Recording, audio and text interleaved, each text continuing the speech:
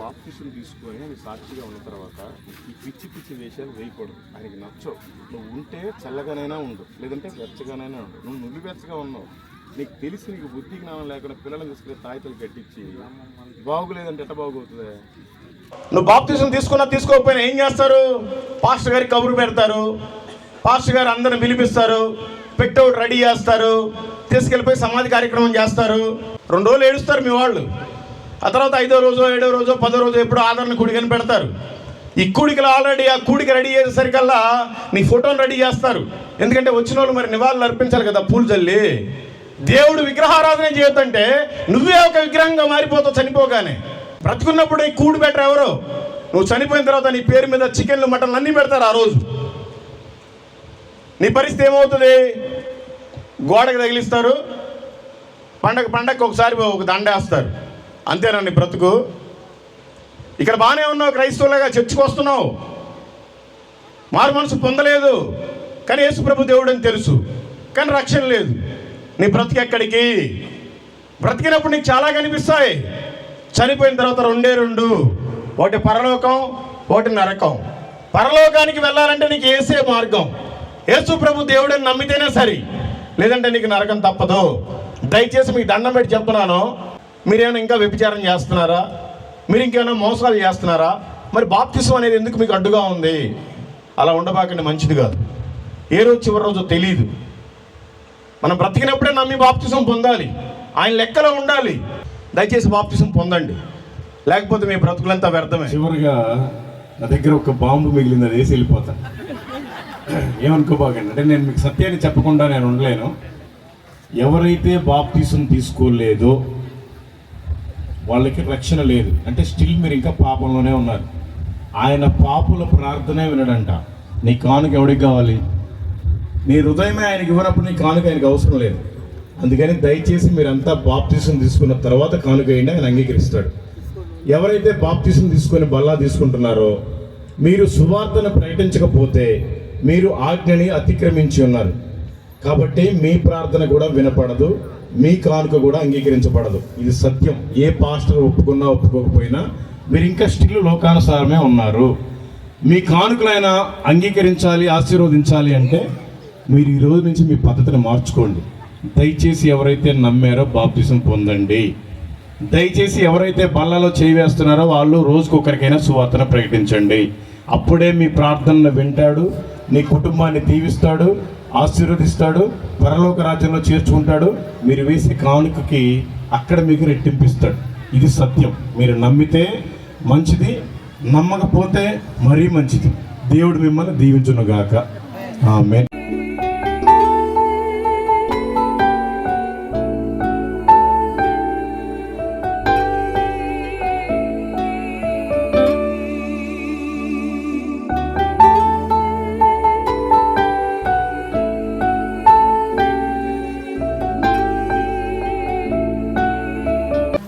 సమయంలో నేటి కొరకు ఏర్పాటు చేయబడిన సందేశకులు బ్రదర్ మల్లికార్జున రావు గారు, గాడ్స్ వే మిషన్.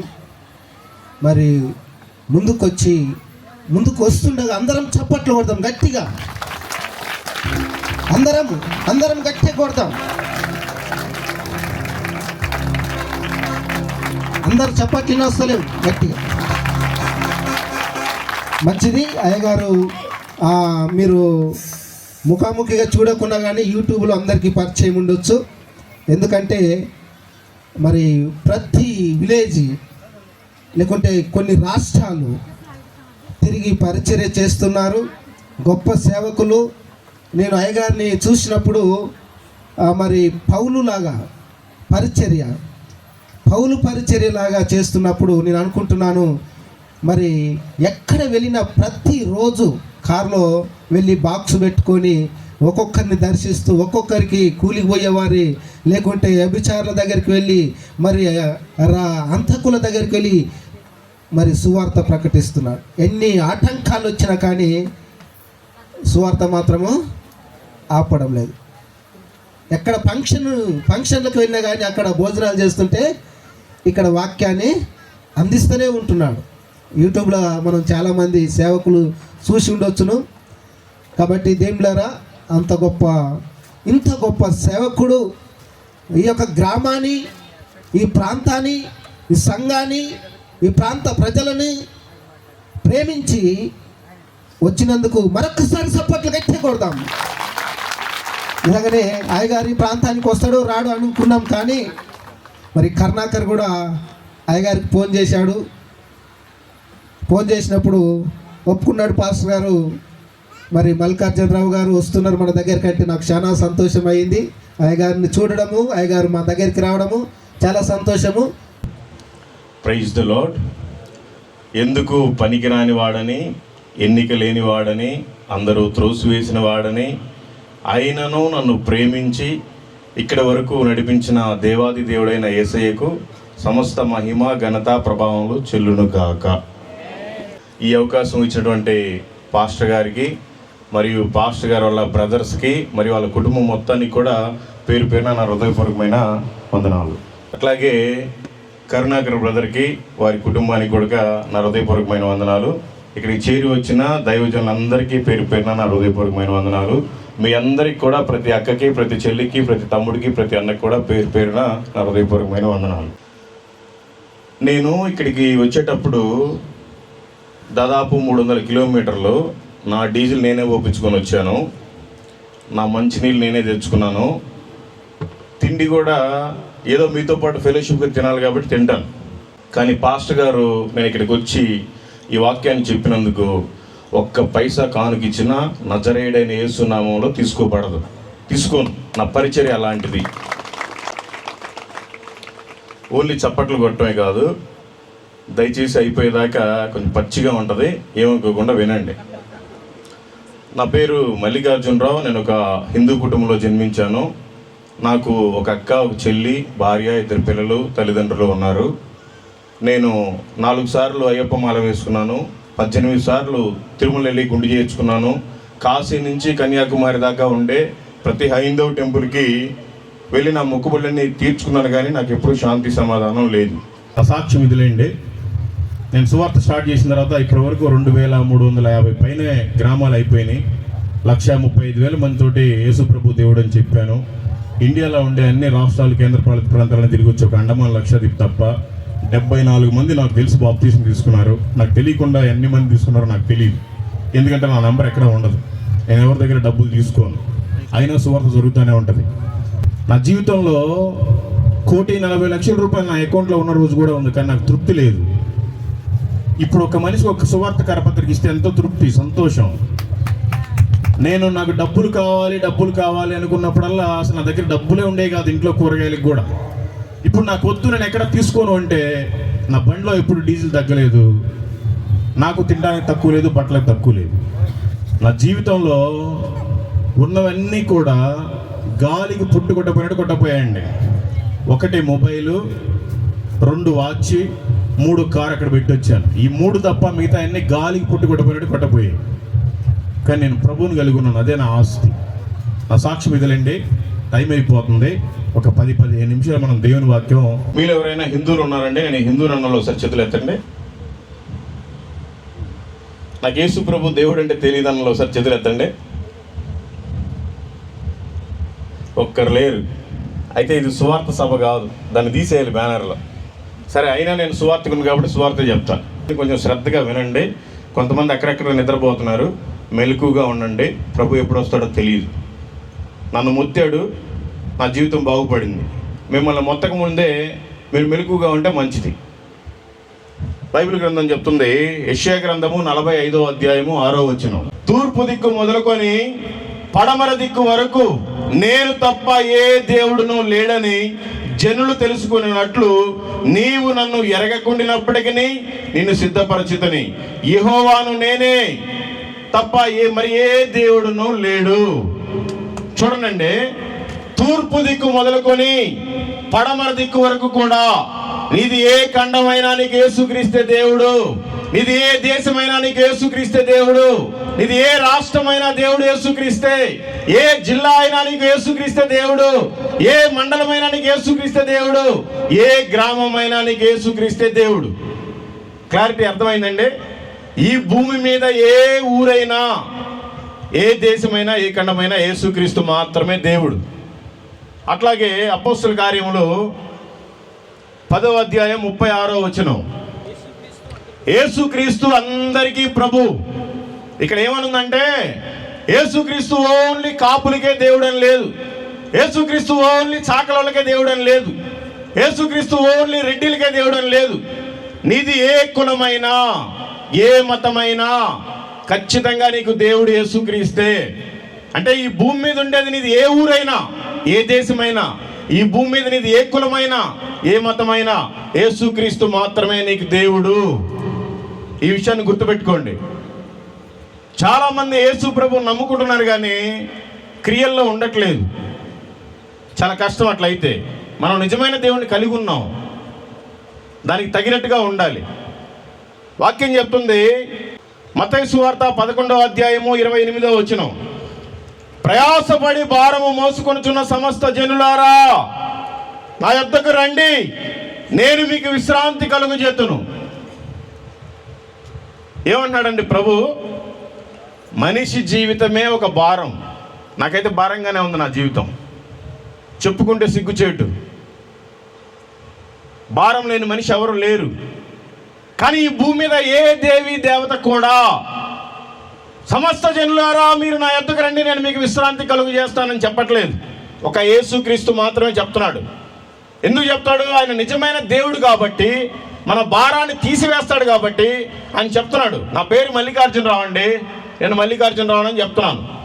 ఆయన దేవుడు, అందుకని ఆయన చెప్తున్నాడు, నేను తప్ప వేరొక దేవుడు లేడు, మీరు నా దగ్గరికి రండి, నేను నీ భారాన్ని మారుస్తాను. కాబట్టి మనకి ఏదైనా భారం ఉంటే మన భారం యావత్తు ఆయన మీద పెట్టాలి. ఏ కాటిపాపడి దగ్గరకో, ఏ సోదరుడి దగ్గరకో, ఏ అంతరాలు కట్టేవాడి దగ్గరకో, ఏ మాంత్రికుడి దగ్గరకో వెళ్తే నీ భారం పోదు. తాత్కాలికంగా 1-2 రోజులు పోయినా మళ్ళీ ఆ తర్వాత ఇంకా ఎక్కువ అయింది. దయచేసి దేవుడిని నమ్మిన వాళ్ళు అలాంటి క్రియలు చేయకూడదు. మరి యేసు ప్రభు వారు భారము మోసుకున్న సమస్త జనులారా నా యొద్దకు రమ్మంటున్నాడు, కానీ ఆయనే మళ్ళీ భూమి మీదకి వచ్చాడు. ఇది ఎక్కడ న్యాయం? ఆయనే మీరు నా దగ్గరికి రండి, నేను మీకు విశ్రాంతి కలుగు చేస్తాను అంటున్నాడు, కానీ మళ్ళీ ఆయనే ఈ భూమి మీదకి వచ్చాడు. ఎందుకు వచ్చాడో చూడండి. 1 తిమోతికి రాసిన పత్రిక 1వ అధ్యాయము 15వ వచనం, పాపులను రక్షించుటకు క్రీస్తు యేసు లోకమునకు వచ్చెను. ఈ లోకానికి వచ్చిన వాళ్ళంతా ఎందుకు వచ్చారో నాకు తెలియదండి. వాళ్ళ కామ కోరికలు తీర్చుకోవడానికి వచ్చారు, మనుషుల్ని ఇబ్బంది పెట్టడానికి వచ్చారు, మనుషుల్ని పీడించి పిప్పి చేయడానికి వచ్చారు. కానీ యేసు ప్రభు అంట పాపులను రక్షించడానికే ఈ లోకానికి వచ్చాడంట. దేవుడు నోటి మాటతోటే ఆకాశాన్ని కలుగు చేశాడు, నోటి మాటతోటే భూమిని కలుగు చేశాడు, నోటి మాటతోటే సమస్తాన్ని కలుగు చేశాడు. కానీ నిన్ను నన్ను మాత్రం ఇష్టపడి ఆయనలాగే చాలా అందంగా సుందరంగా తయారు చేసుకున్నాడు. జీవాత్మను ఊదాడు, నేను చెప్పినట్టు వినమన్నాడు. ఎవ్వడు వినట్లా, మొత్తం పాడైపోయారు. అందుకని ఆయనే వచ్చాడు ఈ లోకానికి మన పాపాలు తీర్చడానికి. మనం ఎవరి దగ్గరికి వెళ్ళి ఒక 50 రూపాయలు ఇచ్చి రంగుదారం కట్టించుకుంటే మన పాపాలు పోవు. మనం ఎవరి దగ్గరికి వెళ్ళి మన అరచేతుల గీతలు చూపించుకుంటే మన పాపాలు పోవు. మనం యేసు ప్రభు దగ్గరికి వస్తే మన పాపాలను ఆయన తీసివేస్తాడు. అందుకే ఆయన ఈ లోకానికి వచ్చాడు. తెలుసుకోవాలి మనం. పాపులు అంటే ఎవరు? అయ్యా నేనేం పాపం చేయట్లేదు, ఏదో ఉన్నకాడికి ఉన్నా తిన్నకాడికి తిన్నా, నా ఇంట్లో నేను బ్రతుకుతున్నాను, నా భర్త ఏంటో, నా భార్య ఏంటో, నా పిల్లలు ఏంటో, నా పని ఏంటో, అంతే, నేను వేరే వాళ్ళ జోలికి పోను అనుకుంటున్నారు అందరూ. వాక్యం ఏమని చెప్తుందంటే, రోమిలికి రాసిన పత్రిక 3వ అధ్యాయం 23వ వచనం, ఏ భేదమును లేదు, అందరూ పాపము చేసి దేవుడు అనుగ్రహించు మహిమను పొందలేకపోతున్నారు. నీకు ఎన్ని డబ్బులున్నా, ఎంత పొలమున్నా, నీకెన్ని బంగ్లాలున్నా, నీకెన్ని కార్లున్నా, నువ్వెంత అందమైన వాడివైనా, నువ్వెంత అందగత్తెవైనా, ఏ భేదమును లేదు, నువ్వు కూడా పాపం చేసే ఉన్నావు. అది నీకు తెలియదు. మనిషి పుడతానే జన్మ పాపి. ఈ పాపం పోవాలంటే యేసు ప్రభు దగ్గరికి రావాలి. యేసు ప్రభు ఒక్కడే పాపులకు రక్షకుడు, ఇంకెవ్వరూ రక్షకుడు లేడు. ఈ విషయాన్ని తెలుసుకోవాలి మీరంతా. పాపం పోవాలని మనం ఏం చేస్తున్నాం? బైబిల్ గ్రంథం చెప్తుంది, హెబ్రీయులకు రాసిన పత్రిక 10వ అధ్యాయం 4వ వచనం, ఏలయనగా ఎడ్ల యొక్కయు మేకల యొక్కయు రక్తము పాపములను తీసివేయట అసాధ్యము. నోరు లేని జీవాలని, మూగ జీవాలని ఎన్ని కోసినా మన పాపాలు పోవు. ఎన్ని కోళ్ళు కోసినా మన పాపాలు పోవు. ఎన్ని మేకలు కోసినా మన పాపాలు పోవు. ఎంతమందికి ఎన్ని కట్టించుకున్నా ఉపయోగం ఏమీ లేదు. ఆయన దగ్గరికి వస్తేనే మన పాపాలు పోతాయి, మన మోక్షానికి చేరతాం. మొదటి యోహాను పత్రిక 1వ అధ్యాయము 7వ వచనం. మన పాపం పోవాలంటే మనం ఏం చేయాలి? అది చదవండి. యేసు రక్తము ప్రతి పాపము నుండి మనలను పవిత్రులుగా చేయును. ఏ కుళ్ళిపోయిన జీవ సమాజం మన పాపాలు కడిగివేయలేదు. ఏ మాంత్రికుడో ఏ బాబానో మన పాపాలు తీసివేయలేడు.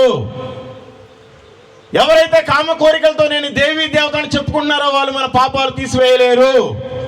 ఓన్లీ యేసు ప్రభు మాత్రమే మన పాపాలను తీసివేయగలడు. యేసు రక్తంలోనే మనకి రక్షణ, యేసు రక్తంలోనే మనకి స్వస్థత, యేసు రక్తంలోనే మనకి మోక్షము, యేసు రక్తంలోనే మనకి నిత్య జీవము. తెలుసుకోవాలి ఈ విషయాన్ని మీరంతా. చాలామంది అక్కలు నిద్రపోతున్నారు, మీరంతా మేలుకుంటే మంచిది. యోహాను సువార్త 14వ అధ్యాయము 6వ వచనం.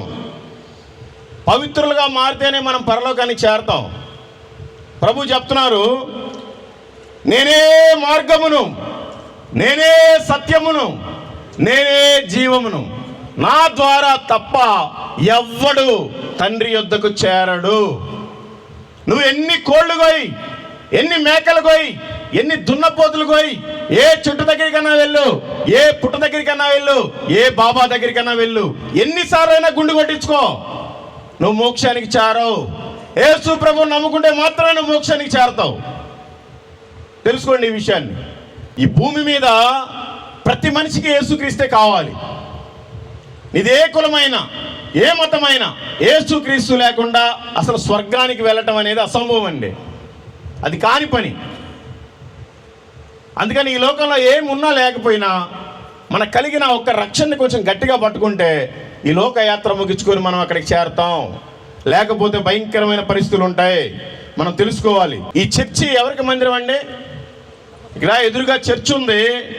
అందరూ అనుకుంటా ఉంటారు కొంతమంది, నాది పెద్ద కులం, నేను ఫలానా మతం, నేను ఫలానా తీసుమార్కుని. నేను కూడా తీసుమార్కునే తెలుసుకున్నాను రోజులు. తెలుసుకున్న తర్వాత నేనేంటో అర్థమైంది, నా బ్రతికేంటి అర్థమైంది. నేను ఎన్నోసార్లు గుండు చేయించుకున్నాను, ఎన్నో మొక్కుబడులు తీర్చుకున్నాను. ఏ దేవుడు కూడా నన్ను త్రాగుడు నుంచి విడిపించలేదు. యేసుక్రీస్తు మాత్రమే నన్ను బయటికి తీసుకొచ్చి మనిషిని మనిషిలాగా నుంచోబెట్టాడు. దయచేసి మీరు తెలుసుకోవాలి. అందరూ అనుకుంటారు ఆ మందిరం అంటే వాళ్ళేదో ఒక తక్కువ కులానికి చెందిన వాళ్ళు, వాళ్ళేదో ఒక ఎడారి మతానికి చెందిన దేవుడిని నమ్ముతున్నారు, వాళ్ళేదో ఒక బ్రిటిష్ దేవుడిని నమ్ముతున్నారు, వాళ్ళేదో ఒక అమెరికా దేవుడిని నమ్ముతున్నారు అని అనుకుంటున్నారు. కానీ వాక్యం ఏం చెప్తుందంటే, నా మందిరము సమస్తమైన అన్యజనులకు ప్రార్థనా మందిరం. ప్రియ మానవుడా, నువ్వు ఇక్కడికి రాకపోయినా నీకు సౌండ్ వస్తానే ఉంటుంది. చర్చ్ అంటే ఒక చులకనగా చూడబాకు. ఇది ఓన్లీ క్రైస్తవులకే కాదు, ఈ భూమి మీద పుట్టిన ప్రతి మానవుడికి మందిరం అది దేవుని మందిరం. నీకు ఒకవేళ సిగ్గైతే నువ్వు మందిరానికి రాకపోయినా నువ్వు ఉన్న దగ్గరే యేసయ్యా నేను పాపినయ్యా అని నోటితో ఒప్పుకుంటే నీ పాపాలు తీర్చబడతాయి, నువ్వు మోక్షానికి చేర్చబడతావు. చులకనగా చూడబాకు. ఏదో ఒక రోజు, చివరి రోజు, ఈ రోజు చనిపోతే రేపటికి 2, కానీ నీ ప్రయాణం ఎక్కడికి తెలుసుకోవాలి. కొరింథీయులకు రాసిన 2వ పత్రిక 6వ అధ్యాయము 3వ వచనం. ఇదిగో ఇప్పుడే మిక్కిలి అనుకూలమైన సమయం, ఇదిగో ఇదే రక్షణ దినము. ఈ సమయం చాలా వాల్యుబుల్ అండి. ఇదే రక్షణ దినము. సమయం లేదు. మీకందరికి తెలుసు, ఆ ప్రవీణ్ పగడాల గారు మొన్న వెళ్తా చనిపోయి ఈరోజు సమాధి కార్యక్రమం జరిగింది. ఒక 10 నిమిషాలు లేటుగా బయలుదేరుంటే ఏమయ్యేదో, ఏదో మొత్తానికి జరిగింది. 2 రోజుల తర్వాత తెలుస్తుంది. సమయం చాలా వాల్యుబుల్. ఈరోజు మీటింగ్ వింటామా, ఇంటి దగ్గర పడుకుంటామా, తెల్లారి లేచేదాకా కూడా గ్యారంటీ లేదు. అందుకే నువ్వు బ్రతకుండానగానే రక్షణ పొందాలి. రక్షణ లేకుండా పోతే భయంకరమైన నరకం ఉంది. ఈ విషయాన్ని మనం తెలుసుకోవాలి. రక్షణ అంటే ఏమిటి? మార్కు సువార్త 16వ అధ్యాయము, నమ్మి బాప్తిసం పొందినవాడు రక్షింపబడును, నమ్మని వానికి శిక్ష విధింపబడును. మీలో బాప్తిసం ఎంతమంది తీసుకున్నారండి? ఒకసారి చేతులు ఎత్తండి. Praise God. నేను బాప్తిసం తీసుకోలేదన్న ఒకసారి చేతులు ఎత్తండి. మంచిదమ్మా, మీరంతా గమనించండి. వాక్యం ఏం చెప్తుందంటే, నమ్మి బాప్తిసం పొందినవాడు మాత్రమే రక్షింపబడును. నువ్వు నమ్మావు యేసుక్రీస్తు దేవుడు అని, నీకు బాప్తిసం లేదు, బాప్తిసం తీసుకోకపోతే నువ్వు ఇంకా పాపివే. నువ్వు ఇప్పుడు చనిపోయినా కూడా నువ్వు నరకానికి వెళ్తావు. ఇదిగో ఇక్కడ ఒక మంచి బ్యానర్ అరేంజ్ చేశారు, రక్షణ, సువార్త, స్వస్థత, పండుగలు. నీకు ఈ స్వస్థత లేకపోయినా పర్వాలేదు, నువ్వు మోక్షానికి చేరతావు. కానీ ఈ రక్షణ లేకపోతే మాత్రం నువ్వు మోక్షానికి చేరవు. నువ్వు రక్షణ పొందాలి అంటే యేసు ప్రభు దేవుడిని నువ్వు నమ్మాలి, బాప్తిసం పొందాలి. ఇవి రెండు వేరు కాదు. కొంతమంది అనుకుంటారు, నాకు ఇంకా కొన్ని కష్టాలు ఉన్నాయి, అప్పుడు దాకా నేను అబద్ధాలు మాట్లాడాలి, ఇంకా మా అమ్మాయిలు పెళ్ళికున్నారు, మా ఇంట్లో వాళ్ళు ఒప్పుకోరు, ఇలా అనుకుంటున్నారు. బాప్తిసం అనేది నీకు దేవుడికి సంబంధించింది, ఎవరికి సంబంధించింది కాదు. నువ్వు బాప్తిసం తీసుకోవడం వల్ల నీ పేరు మారదు, నీ కులం మారదు, నీ జాతి మారదు, నీ ఊరు మారదు, నీ మనసు మార్చుకో. నేను కూడా బాప్తిసం తీసుకున్నాను, నా పేరు మల్లికార్జునరావు, నా పేరు మారలేదు, నా కులం మారలేదు, నా మనసు మారింది, నా బుద్ధి మారింది, నా బ్రతుకు మారింది. అందుకని దయచేసి ఎవరైతే చేతులు ఎత్తారో వాళ్ళంతా వీలైతే రేపు ఆదివారమే బాప్తిసం తీసుకోండి. ఏ రోజు చివరి రోజో తెలియదు. ఇప్పుడు చెప్పండి, నేను రేపు వచ్చే ఆదివారం బాప్తిసం తీసుకుంటాను, ఒకసారి చేతులు ఎత్తండి. ఎవరు ఎత్తకపోతే మీకోసం ఒక మంచి వాక్యం రాయబడి ఉంది, చూడండి. మార్కు సువార్త 9వ అధ్యాయము 48వ వచనం. నమ్మి బాప్తిసం పొందినవాడు రక్షింపబడును, నమ్మని వానికి శిక్ష విధింపబడును. శిక్ష ఏంటి చూడండి అక్కడ. నరకమున వారి పురుగు చావదు, అగ్ని ఆరదు. మీకు అందరికి తెలుసు, బైబిల్ ఉన్న వాళ్ళకి అందరికీ చదివితే తెలుస్తుంది. ఒకవేళ చదువు రాని వాళ్ళకైతే పాస్టర్ గారు ఎప్పుడైనా చెప్పుంటారు, ఆ వాక్యం మీకు తెలిసి ఉంటుంది. బైబిల్లో 2 వ్యక్తులు ఉన్నారు. ఒకడు నాకంటే బాగా బలిసినోడు ఉన్నాడు, ఆడి పేరు ధనవంతుడు. నాకేం లేదు, నేను అంతా పోయిందిలే. ఇప్పుడు ఒక ధనవంతుడు, ఒక దరిద్రుడు ఉన్నాడు. ఈ ధనవంతుడు క్రైస్తవుడే, దేవుడు అంటే తెలుసు ఆడికి, కానీ వాడు నమ్మలేదు, బాప్తిసం తీసుకోలేదు. నమ్మాడు కానీ బాప్తిసం తీసుకోలేదు అనుకోవాలి. వాడు బహుగా సుఖించాడు. ఆడు మిగిలిస్తే పాప మా దరిద్రుడు వచ్చి ఆ ముక్కలు ఏరుకొని తినేవాడు అండి. ఆ రొట్టె ముక్కలు కావచ్చు, అన్నం మెతుకులు కావచ్చు. పాప మా పేదవాడి కంట ఒంటి నిండా కూడా పుండ్లు, అయినా కూడా తినడానికి గతి లేకపోతే ఈ ధనవంతుడు వేసే ముక్కలు ఏరుకొని తినేవాడు. ఇద్దరు ఒక రోజు చనిపోయారు. ఈ దరిద్రుడేమో అబ్రహాం రూమున కొనిపోబడ్డాడు. ఈ ధనవంతుడేమో పాతాళానికి వెళ్ళిపోయాడు, కేకలు పెడుతున్నాడు, తండ్రివైన అబ్రహామా అంటే. తండ్రివైన అబ్రహామా అంటున్నాడంటే వీడి క్రిస్టియనే. వీడి క్రిస్టియన్ కాబట్టి తండ్రివైన అబ్రహాం అని తెలియదు, కానీ రక్షణ పొందలేదు. తండ్రివైన అబ్రహామా, ఈ పాతాళంలో యాతన పడుతున్నానయ్యా, ఆ దరిద్రుని ఒక్కసారి నా దగ్గరికి పంపించాయా, ఆ చిటికిన వేలతోటి ఒక్కసారి ముంచి నా నాలుక మీద వేస్తాడు, నేను బ్రతుకుతాను అంటున్నాడు. కుదరదు. నువ్వు ఈ భూమి మీద ఉన్నప్పుడు నీ ఇష్టానుసారం తిన్నావు, నీ ఇష్టానుసారం తాగావు, నీ ఇష్టానుసారం బాప్తిసం లేకుండా తిరిగావు, నీ ఇష్టానుసారం అబద్ధాలు ఆడావు, మోసాలు చేసావు. నీకు అక్కడే అని అక్కడి నుంచి వినపడుతున్న స్వరం, అయ్యా సరేనయ్యా, నేనంటే ఈ పాతాళంలో యాతన పడి కాలిపోతున్నాను, నాకు 5 సహోదరులు ఉన్నారు, వాళ్ళకన్నా పంపించండి అయ్యా, ఆ లాజర్ని ఒకసారి పంపించండి అయ్యా భూమి మీద కంటే. కుదరదు. నువ్వైనా సరే, నీ ఇంటి వారైనా సరే చనిపోక ముందే భూమి మీద రక్షణ పొందాలి. నువ్వు వాళ్ళని గడ్డం పట్టుకుంటావో, చేతులు పట్టుకుంటావో, అవసరమైతే కాళ్ళు పట్టుకో, చనిపోక ముందే రక్షణ అనేది కలిగి ఉండాలి. రక్షణ లేకపోతే నిత్య నరకం ఉంది, అగ్ని ఆరదు, పురుగు చావదు. బాప్తిసం ఎవరైతే తీసుకోవట్లేదో వాళ్ళందరికీ ఇదే. ఈ రోజు చనిపోతే నువ్వు ఇన్ని రోజులు దేవుడు యేసుక్రీస్తుని నమ్మి వ్యర్థమే. ఈరోజు చనిపోతావు, నువ్వు బాప్తిసం తీసుకున్నా తీసుకోకపోయినా ఏం చేస్తారు? పాస్టర్ గారికి కబురు పెడతారు, పాస్టర్ గారు అందరిని పిలిపిస్తారు, పెట్టౌట్ రెడీ చేస్తారు, తీసుకెళ్ళిపోయి సమాధి కార్యక్రమం చేస్తారు. 2 రోజులు ఏడుస్తారు మీ వాళ్ళు. ఆ తర్వాత 5వ రోజు, 7వ రోజు, 10వ రోజు ఎప్పుడు ఆదరణ కూడికని పెడతారు. ఈ కూడికలు ఆల్రెడీ ఆ కూడిక రెడీ చేసేసరికల్లా నీ ఫోటోని రెడీ చేస్తారు. ఎందుకంటే వచ్చిన వాళ్ళు మరి నివాళులు అర్పించాలి కదా, పూలు చల్లి. దేవుడు విగ్రహారాధన చేయొద్దంటే నువ్వే ఒక విగ్రహంగా మారిపోతావు చనిపోగానే. బ్రతుకున్నప్పుడు ఈ కూడు బెటర్ ఎవరు? నువ్వు చనిపోయిన తర్వాత నీ పేరు మీద చికెన్లు, మటన్లు అన్నీ పెడతారు ఆ రోజు. నీ పరిస్థితి ఏమవుతుంది? గోడకు తగిలిస్తారు, పండగకి ఒకసారి ఒక దండేస్తారు. అంతేనండి బ్రతుకు. ఇక్కడ బాగానే ఉన్నావు, క్రైస్తవులుగా చర్చకు వస్తున్నావు, మారు మనసు పొందలేదు, కానీ యేసు ప్రభు దేవుడు అని తెలుసు, కానీ రక్షణ లేదు. నీ బ్రతుకు ఎక్కడికి? బ్రతికినప్పుడు నీకు చాలా కనిపిస్తాయి, చనిపోయిన తర్వాత రెండు, ఒకటి పరలోకం, ఒకటి నరకం. పరలోకానికి వెళ్ళాలంటే నీకు యేసే మార్గం, యేసు ప్రభు దేవుడని నమ్మితేనే సరి, లేదంటే నీకు నరకం తప్పదు. దయచేసి మీకు దండం పెట్టి చెప్తున్నాను, నేనే మారు మనసు పొందితే మీరేమైనా ఇంకా వ్యభిచారం చేస్తున్నారా? మీరు ఇంకేమైనా మోసాలు చేస్తున్నారా? మరి బాప్తిసం అనేది ఎందుకు మీకు అడ్డుగా ఉంది? అలా ఉండబాకండి, మంచిది కాదు. ఏ రోజు చివరి రోజు తెలియదు. మనం బ్రతికినప్పుడే నమ్మి బాప్తిసం పొందాలి, ఆయన లెక్కలో ఉండాలి. దయచేసి బాప్తిసం పొందండి, లేకపోతే మీ బ్రతుకులంతా వ్యర్థమే. నేను ఇప్పుడు క్రైస్తవులతో మాట్లాడుతున్నాను. నరకంలో వాళ్ళు కాలిపోతున్నారు, మరి మనం ఏం చేయాలి? యూదా పత్రిక 1వ అధ్యాయము 23వ వచనం, అగ్నిలో నుంచి లాగినట్టుగా లాగి కొందరిని రక్షించుడు అని వాక్యం చెప్తుంది. మీరు ఎంతమందిని రక్షించారు ఇప్పటి వరకు? ఎంతమందిని రక్షించారండి మీరంతా? ఏమనుకోకుండా నా దగ్గర బైబిల్ ఉందన్న ఒకసారి చేతులు ఎత్తండి. ఈ బైబిల్ నేను ఇప్పటి వరకు పూర్తిగా చదివానన్న ఒకసారి చేతులు ఎత్తండి. ఇక్కడ ఇంతమంది కూర్చుంటే సరిగ్గా పట్టును 10 మంది కూడా లేరు. మనం క్రైస్తవులని చెప్పుకోవడానికి సిగ్గు ఉండాలి. మనలాంటి దౌర్భాగ్యమైన దరిద్రులను చూసే వేరే వాళ్ళు దేవుడు తెలుసుకోవట్లేదు. వాక్యం మీరే చదవకపోతే ఇంకెవరు చదువుతారు? దేనికండి బైబిల్ ఎందుకు తెచ్చుకుంటున్నారు మీరు? ఆ చిన్నపిల్లలను చూడండి, వాళ్ళ స్కూల్కి పంపించాలంటే ఎన్నో నోట్సులు రాయాలి, ఎన్నో పుస్తకాలు చదువుకోవాలి, ఇంకో తరగతికి వెళ్ళాలంటే.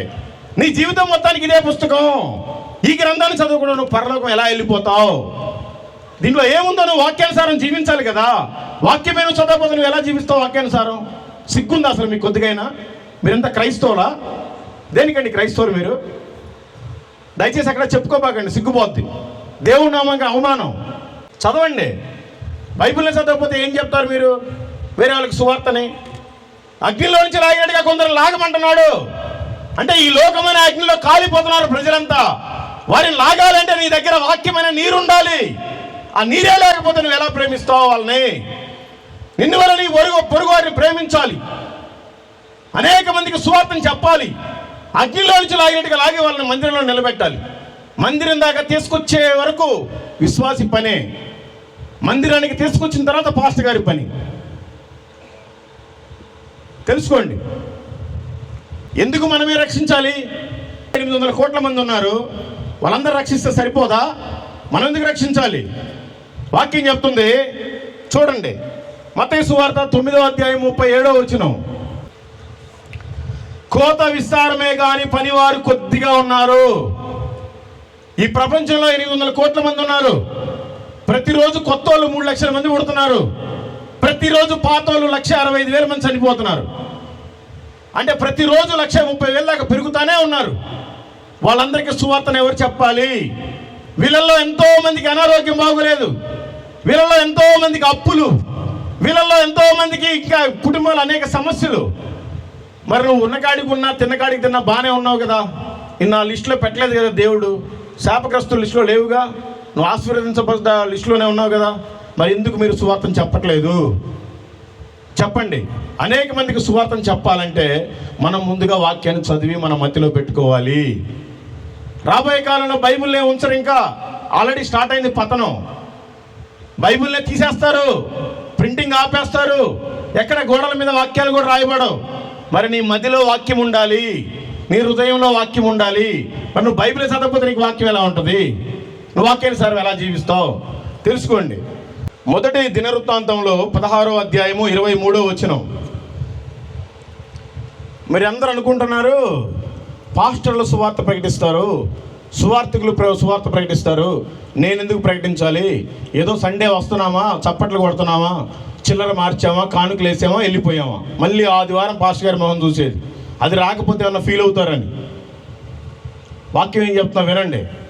మొదటి దినవృత్తాంతములు 16వ అధ్యాయము 23వ వచనం, సర్వభూజనులారా యెహోవాను సన్నుతించుడి, అనుదినము ఆయన రక్షణ సువార్తను ప్రకటించుడి.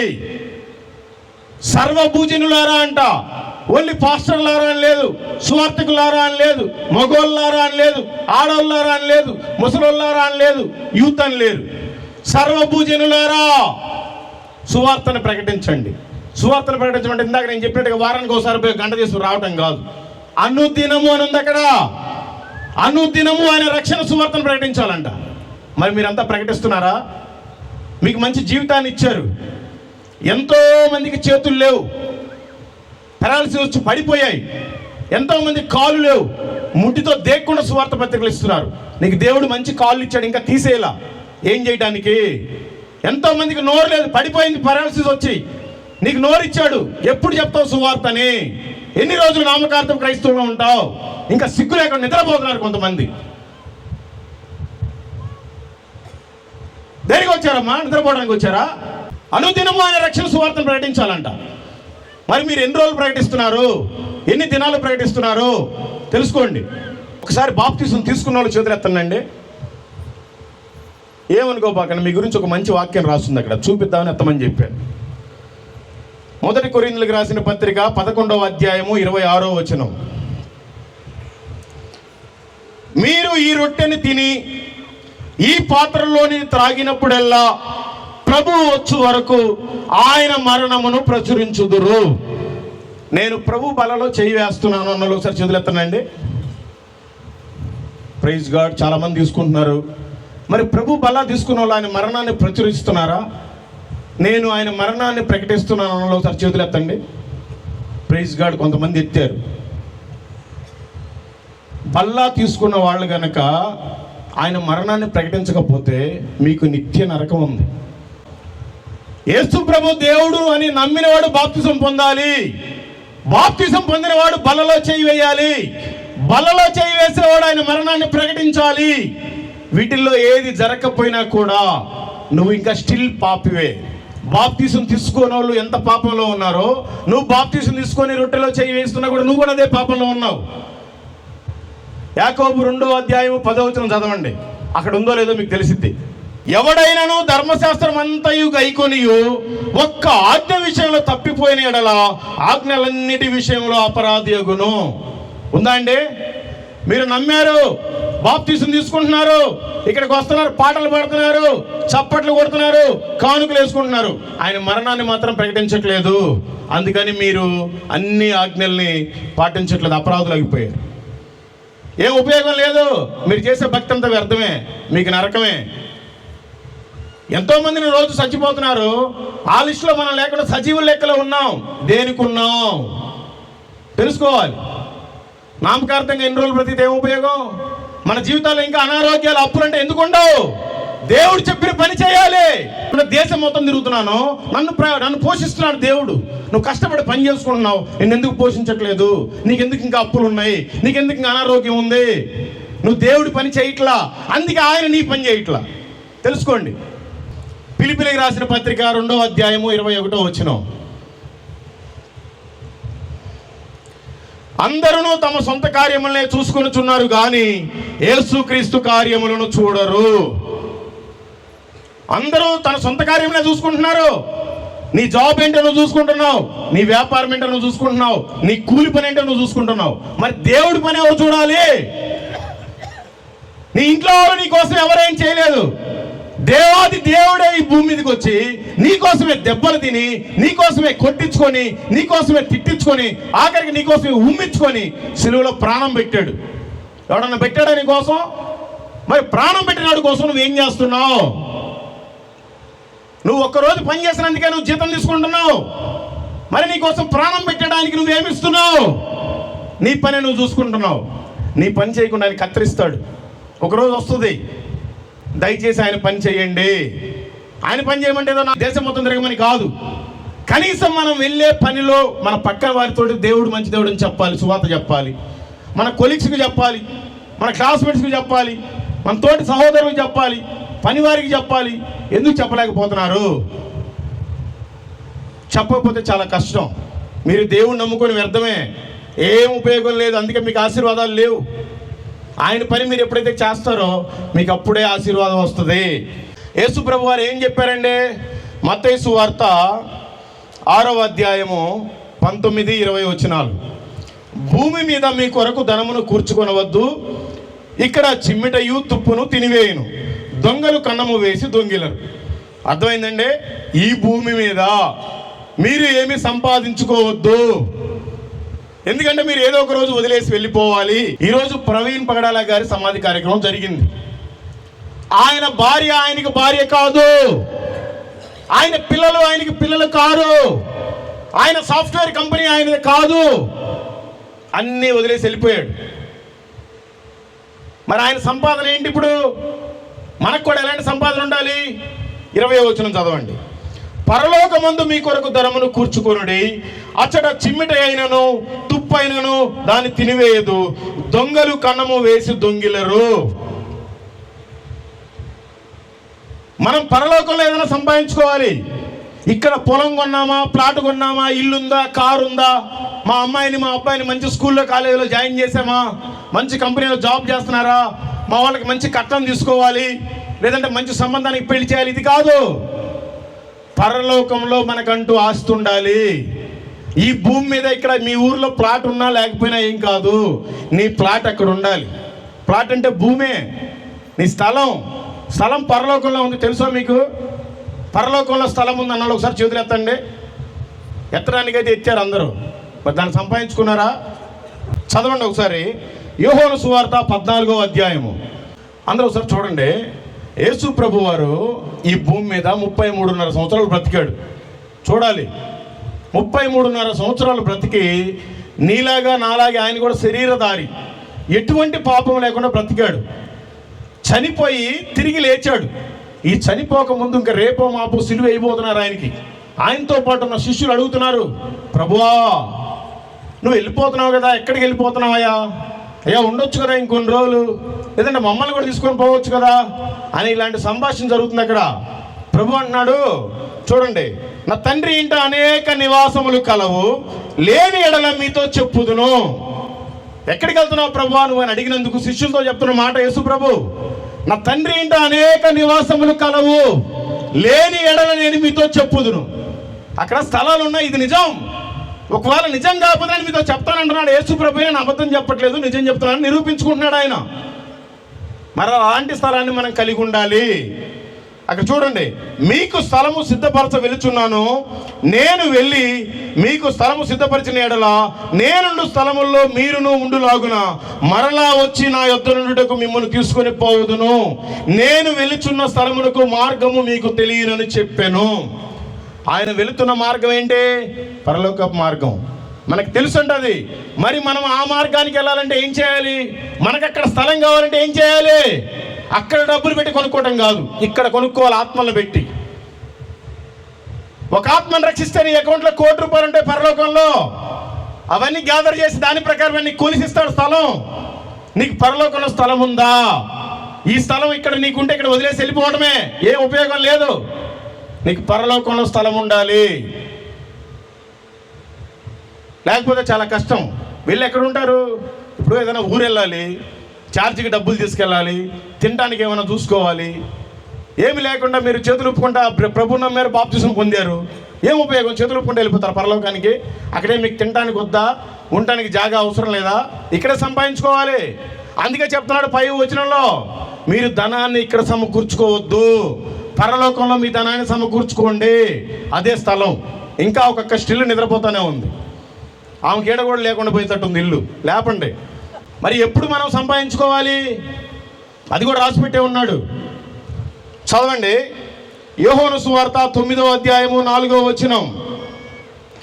పగలున్నంత వరకు నన్ను పంపిన వాని క్రియలు మనము చేయుచుండవలెను, రాత్రి వచ్చుచున్నది, అప్పుడు ఎవ్వడును పని చేయలేడు. ఇప్పుడు పగలంట మనకి, ఈ పగల్లోనే మనం పని చేయాలి. రాత్రి రాబోతుంది, అప్పుడు ఎవడు పని చేయలేడు.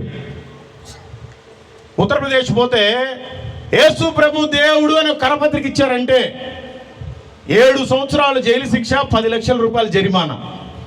మళ్ళీ మొన్ననే రాజస్థాన్లో పెట్టారు, అంతకుముందు మధ్యప్రదేశ్లో పెట్టారు, ఛత్తీస్గఢ్లో కూడా పెట్టబోతున్నారు. ఇలా మన రాష్ట్రంలో కూడా పెడతారేమో తెలియదు. పెట్టక ముందే మనకు పగలు, పెడితే మనకు చీకటే. పగలున్నంత వరకు నన్ను పంపిన వాని క్రియలు మనం చేయుచుండవలెను, రాత్రి వచ్చుచున్నది, అప్పుడు ఎవడును పని చేయలేడు. దయచేసి యేసు ప్రభు వారు 2వసారి తొందరగా రాబోతున్నారు. అందుకే ఇవన్నీ ఘోరాలు జరుగుతున్నాయి. అందుకని దయచేసి మనం పరలోకంలో స్థలం కావాలంటే ఇక్కడే సంపాదించండి. అది కూడా మనకు పగలున్నప్పుడే సంపాదించండి. రాబోయే కాలంలో ఏ చట్టాలు పెడతారో తెలియదు, ఎట్లాంటి పరిస్థితులు మారబోతున్నాయో తెలియదు. బైబిల్ కూడా లేకపోతే మీరు వాక్యాన్ని కూడా చదవలేరు. అది ఉన్నప్పుడే చదవండి, వాక్యాన్ని పాటించండి, వాక్యానుసారం జీవించండి. లేకపోతే చాలా కష్టం. అయ్యా నాకు చదువు రాదు, సరే ఒకవేళ వచ్చినా నేను ఎవరికి చెప్పలేను, నా పని ఏదో నేను చూసుకుంటున్నాను, నేను యేసు ప్రభువుని నమ్మాను, బాప్తిసం తీసుకున్నాను, నేను నమ్మకంగా నా దశంభాగం నేను ఇస్తున్నాను, నేను పాస్టర్ గారికి పరిచర్య చేస్తున్నాను, మందిరంలో పరిచర్య చేస్తున్నాను, నేనేం పాపం అయితే చేయట్లేదు, కానీ అట్లా నేను సువార్త చేయలేను అంటే మీకోసం చక్కటి వాక్యం రాయబడి ఉంది. చదవండి అందరూ. మత్తయి సువార్త 3వ అధ్యాయము 10వ వచనం. ఇప్పుడే గొడ్డలి చెట్ల వేరున ఉంచబడి ఉన్నది గనుక మంచి ఫలము ఫలించని ప్రతి చెట్టును నరకబడి అగ్నిలో వేయబడును. అర్థమైందండి? ప్రతి మనిషి జీవితానికి ఒక గొడ్డలి పెట్టున్నాడు. ఆల్రెడీ నన్ను వేశాడు, నాకు బుద్ధి వచ్చింది, నేను మారాను. అయ్యా నా పాస్టర్ చెప్తే నేను వినలేదు, నాకు ఇప్పుడు బుద్ధి వచ్చింది, నేను వింటున్నాను, సరెండర్ అయిపోయిన తర్వాత నా జీవితం బాగుపడింది. అందుకనే మీ జీవితానికి కూడా గొడ్డలి పెట్టక ముందే మారండి, లేదంటే నరకబడి ఆయన అగ్నిలో వేస్తాడంట. ఫలము అని లేదు అక్కడ, మంచి ఫలము అని ఉంది. ఫలము అంటే మనం మాత్రమే మారు మనసు పొంది బాప్తిసం తీసుకోవటం. మంచి ఫలము అంటే అనేక మందిని ఈ మంచి మార్గంలో నిలబెట్టమే.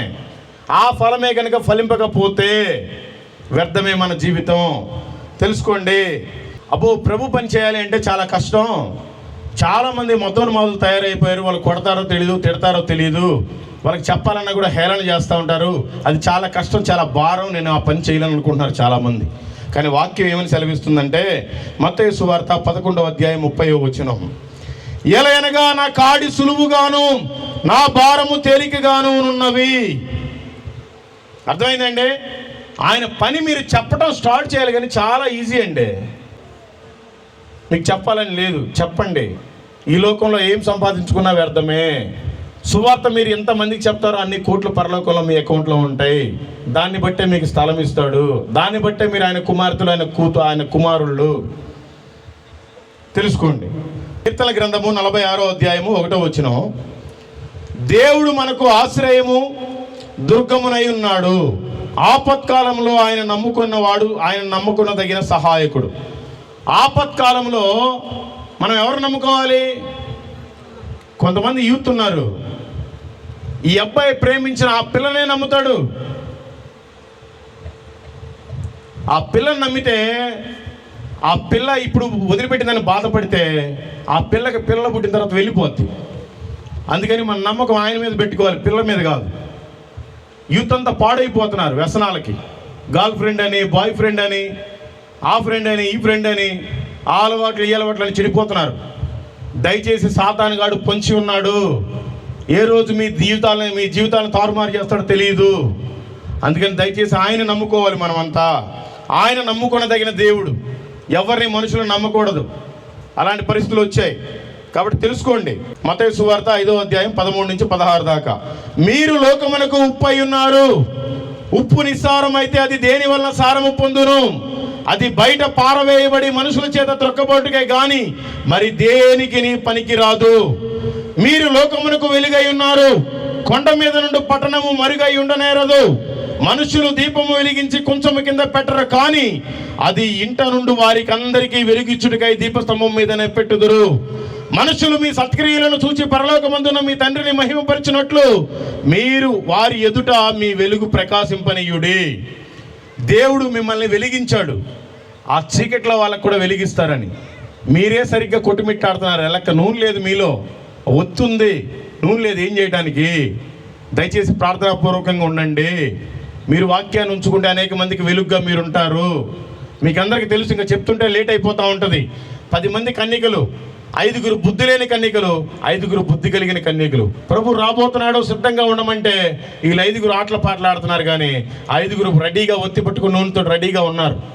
కానీ రానే వచ్చాడు, వాళ్ళని తీసుకెళ్ళిపోయాడు, తలుపేసాడు. ఎంత దట్టినా తీయరు, ఎందుకంటే వీళ్ళకి లేదు, ఒత్తే ఉంది, నూనె లేదు. అందుకని దయచేసి మీలో ఒత్తుంది కానీ నూనె లేదు. మీరు భక్తులే కానీ మీలో వాక్యం లేదు. అందుకని దయచేసి వాక్యానుసారం బ్రతకండి. మీరు లోకానికి వెలుగుగా ఉండండి. నిన్ను వలె నీ పొరుగు వారిని ప్రేమించండి. సర్వలోకానికి వెళ్ళికే సువార్తను ప్రకటించకపోయినా కనీసం మీ ఇంటి పక్కన వాళ్ళకన్నా సువార్తను ప్రకటించండి. ఈ లోకమైన అగ్నిలో కాలిపోయే ప్రజలకి లాగి కొందరినైనా రక్షించండి. లేకపోతే మీకు మీ ప్రభువుకు మీరంతా లెక్క చెప్పాలి. చాలా కష్టం. చాలామందికి సువార్తను చెప్పాలంటే సిగ్గు. ఎందుకంటే వాళ్ళు ఏదైనా అనుకుంటారు, వాళ్ళు ఏదో తక్కువ కులం దేవుడు అనుకుంటారు అని. మీకోసం కూడా దేవుడు మంచి వాక్యాన్ని రాసి పెట్టాడు. మత్తయి సువార్త 10వ అధ్యాయము 32, 33. మనుషుల ఎదుట నన్ను ఒప్పుకొని వాడెవడో పరలోకమందున నా తండ్రి ఎదుట నేను వానిని ఒప్పుకొందును. మనుషుల ఎదుట ఎవడు నన్ను ఎరగనను వారిని పరలోకమందున నా తండ్రి ఎదుట నేను ఎరుగునందును. మీరు సిగ్గుపడకుండా దేవుని సువార్తనే ప్రకటిస్తే మాత్రమే దేవుడు మిమ్మల్ని ఒప్పుకుంటాడు. లేదంటే మీరెవరో నాకు తెలియదని చెప్తాడు. అందుకని దేవుడు సువార్తను చెప్పడానికి సిగ్గుపడబాకండి. ఎందుకు పనికిరా నేనే 1,35,000 మందికి సువార్తను చెప్పే యేసు ప్రభు దేవుడు అని. మీరంతా మంచోళ్ళు కదా, మీరంతా వ్యభిచారులు కాదు, దొంగలు కాదు, త్రాగుబోతులు కాదు, దుర్మార్గులు కాదు. మరి మీరు ఎందుకు చెప్పలేకపోతున్నారు? అంటే మీలో ఉండే ఆత్మ చచ్చిపోయిందా? పరిశుద్ధాత్మ దేవుడు వెళ్ళిపోయాడా? ఆయన దుఃఖపరిచారా మీరు? మరి ఎందుకు మీలో పరిశుద్ధాత్మ దేవుడు ఉంటే మీకు ప్రేరేపణ రావట్లేదు వేరే వాళ్ళకి సువార్తను చెప్పాలని? మీరు ఆత్మలో చచ్చిపోయి ఉన్నారేమో తెలుసుకోండి. ఈరోజైనా బ్రతకండి, జీవం పోసుకోండి, లేకపోతే చాలా కష్టం. కొలసీలకు రాసిన పత్రిక 3వ అధ్యాయము 24వ వచనం. మీరేమి చేసినను అది మనుషుల నిమిత్తము కాక ప్రభు నిమిత్తమని మనస్ఫూర్తిగా చేయుడి. మీరు ప్రభు అయిన క్రీస్తునకు దాసులై ఉన్నారు. మీరు చేసే యజమానికి దాసులు కావచ్చు, వాళ్ళు మీకు జీతం ఇచ్చేంత వరకే. మీరు ప్రభువుకు దాసులై ఉండాలి. మీరు దేవుని పని చేయాలి. మనం ఆయనకి దాసులమై ఉంటే మనం ఎట్లా చేయాలి? యజమానుడి దగ్గర పని మనం పనే చేయట్లేదు, మనకే సరైన రక్షణ లేదు, మనకే వాక్యం తెలియదు, మరి ఇంకా ఆయన పని ఏం చేస్తాం? తెలుసుకోండి. అందరూ అనుకుంటున్నారు పరలోకంలో స్థలం ఉందన్నావు, స్థలాలు ఉన్నాయన్నావు, ఆయన పోయాడన్నావు, మళ్ళీ వచ్చాడన్నావు, మరి ఇన్ని చెప్తున్నావు కదా. పరలోకంలో మరి 800 కోట్ల మంది ఉన్నాం జనాభా, మరి వాళ్ళందరూ పడతారా అని మీరు అనుకుంటున్నారు.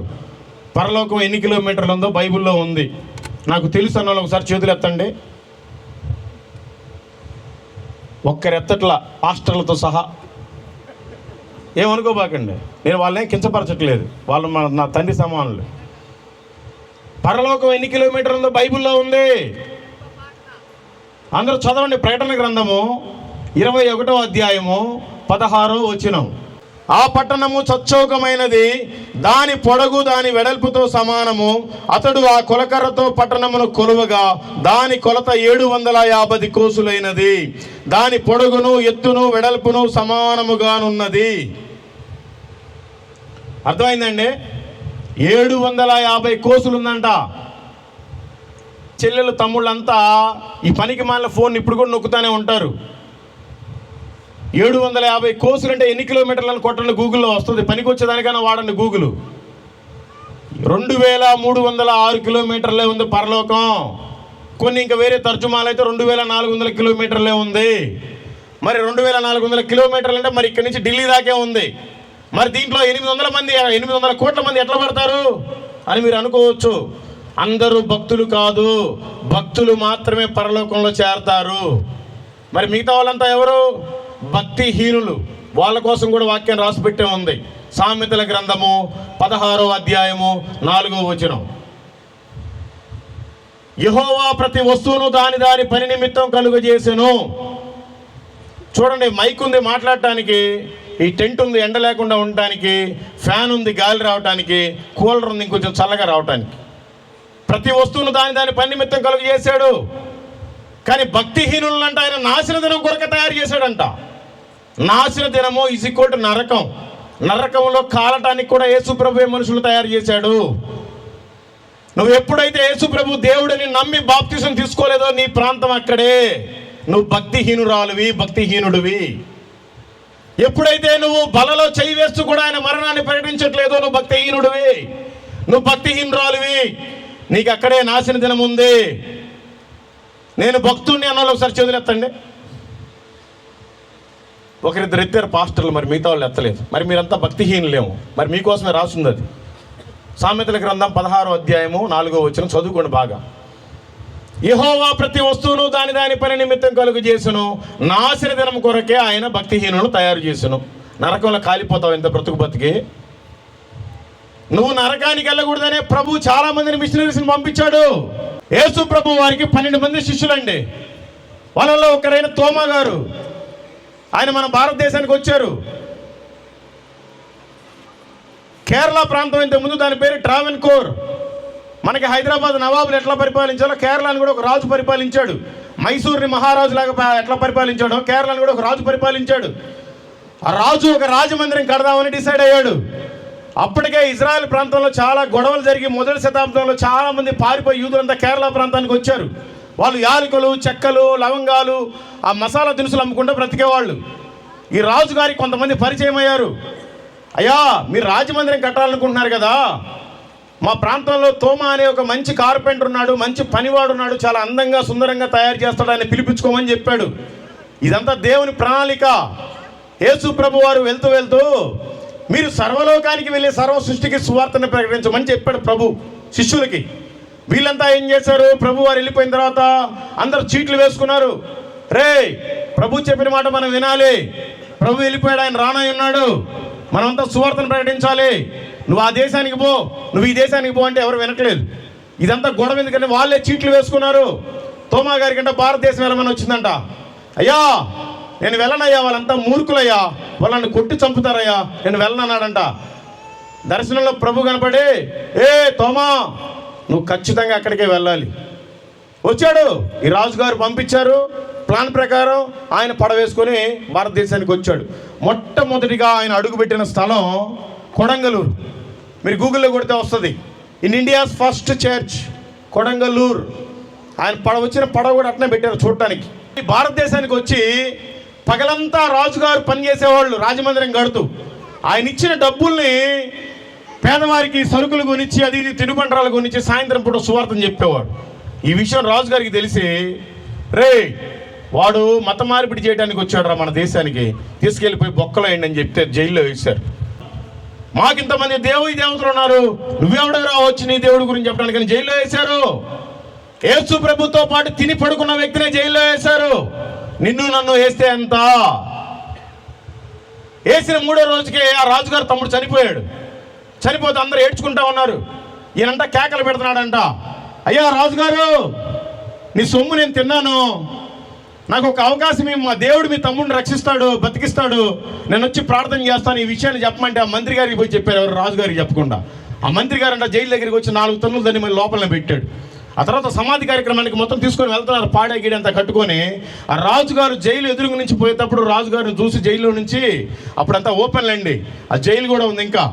అయ్యా రాజుగారు, నేను దేశం నుంచి నన్ను తీసుకొచ్చారు, నాకు మంచి భోజనం పెడుతున్నారు, నాకు మంచి డబ్బులు ఇస్తున్నారు, మీ సొమ్ము తిని నేను వాస్తవాన్ని చెప్పకుండా ఉండలేనయ్యా, మీ తమ్ముడు బ్రతుకుతాడు, మా దేవుడు మంచి దేవుడు, నాకు ఒక అవకాశం ఇచ్చిన ప్రార్థన చేస్తాడు, మీరు కంగారు పడారే అని బయటికి తీసుకురండి అని చెప్పి తోమా గారిని తీసుకొస్తే అంత ప్రార్థనంతా చేసి యేసు నామములో లేచునుగా కంటే లేచి కూర్చున్నాడు వాళ్ళ తమ్ముడు.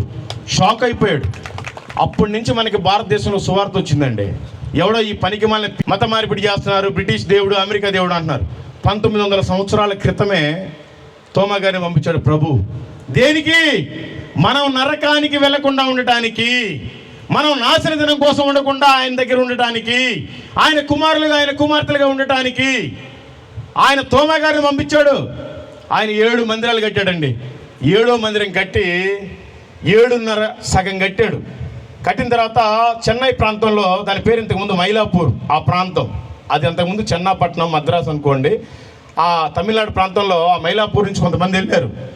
అయ్యా మీరు యేసు ప్రభు శిష్యులు అంట కదా, యేసు ప్రభే నిజమైన దేవుడు అంట కదా, మా దేశంలో చాలామంది దేవీ దేవతలు ఉన్నారు కానీ మాకు తెలియదు, ఒకసారి మీరు మా ప్రాంతానికి రండి అయ్యా, సువార్తను చెప్పండి అయ్యా అని చెప్పారు. పాపం తోమా గారు తమిళనాడు ప్రాంతానికి వచ్చాడు. వచ్చి సువార్తను ప్రకటిస్తూ ఉన్నారు. ఆయన యేసు ప్రభును ఫాలో అవుతారు. శిష్యులంతా ఎవరైతే యేసు ప్రభుని నమ్ముతారో వాళ్ళంతా యేసు ప్రభు ఏం చేస్తే వీళ్ళు కూడా అదే చేస్తారు. యేసు ప్రభు పొద్దున్నే లేచి ఫస్ట్ ఆయన వెళ్ళేది కొండకే ప్రార్థన చేయడానికి.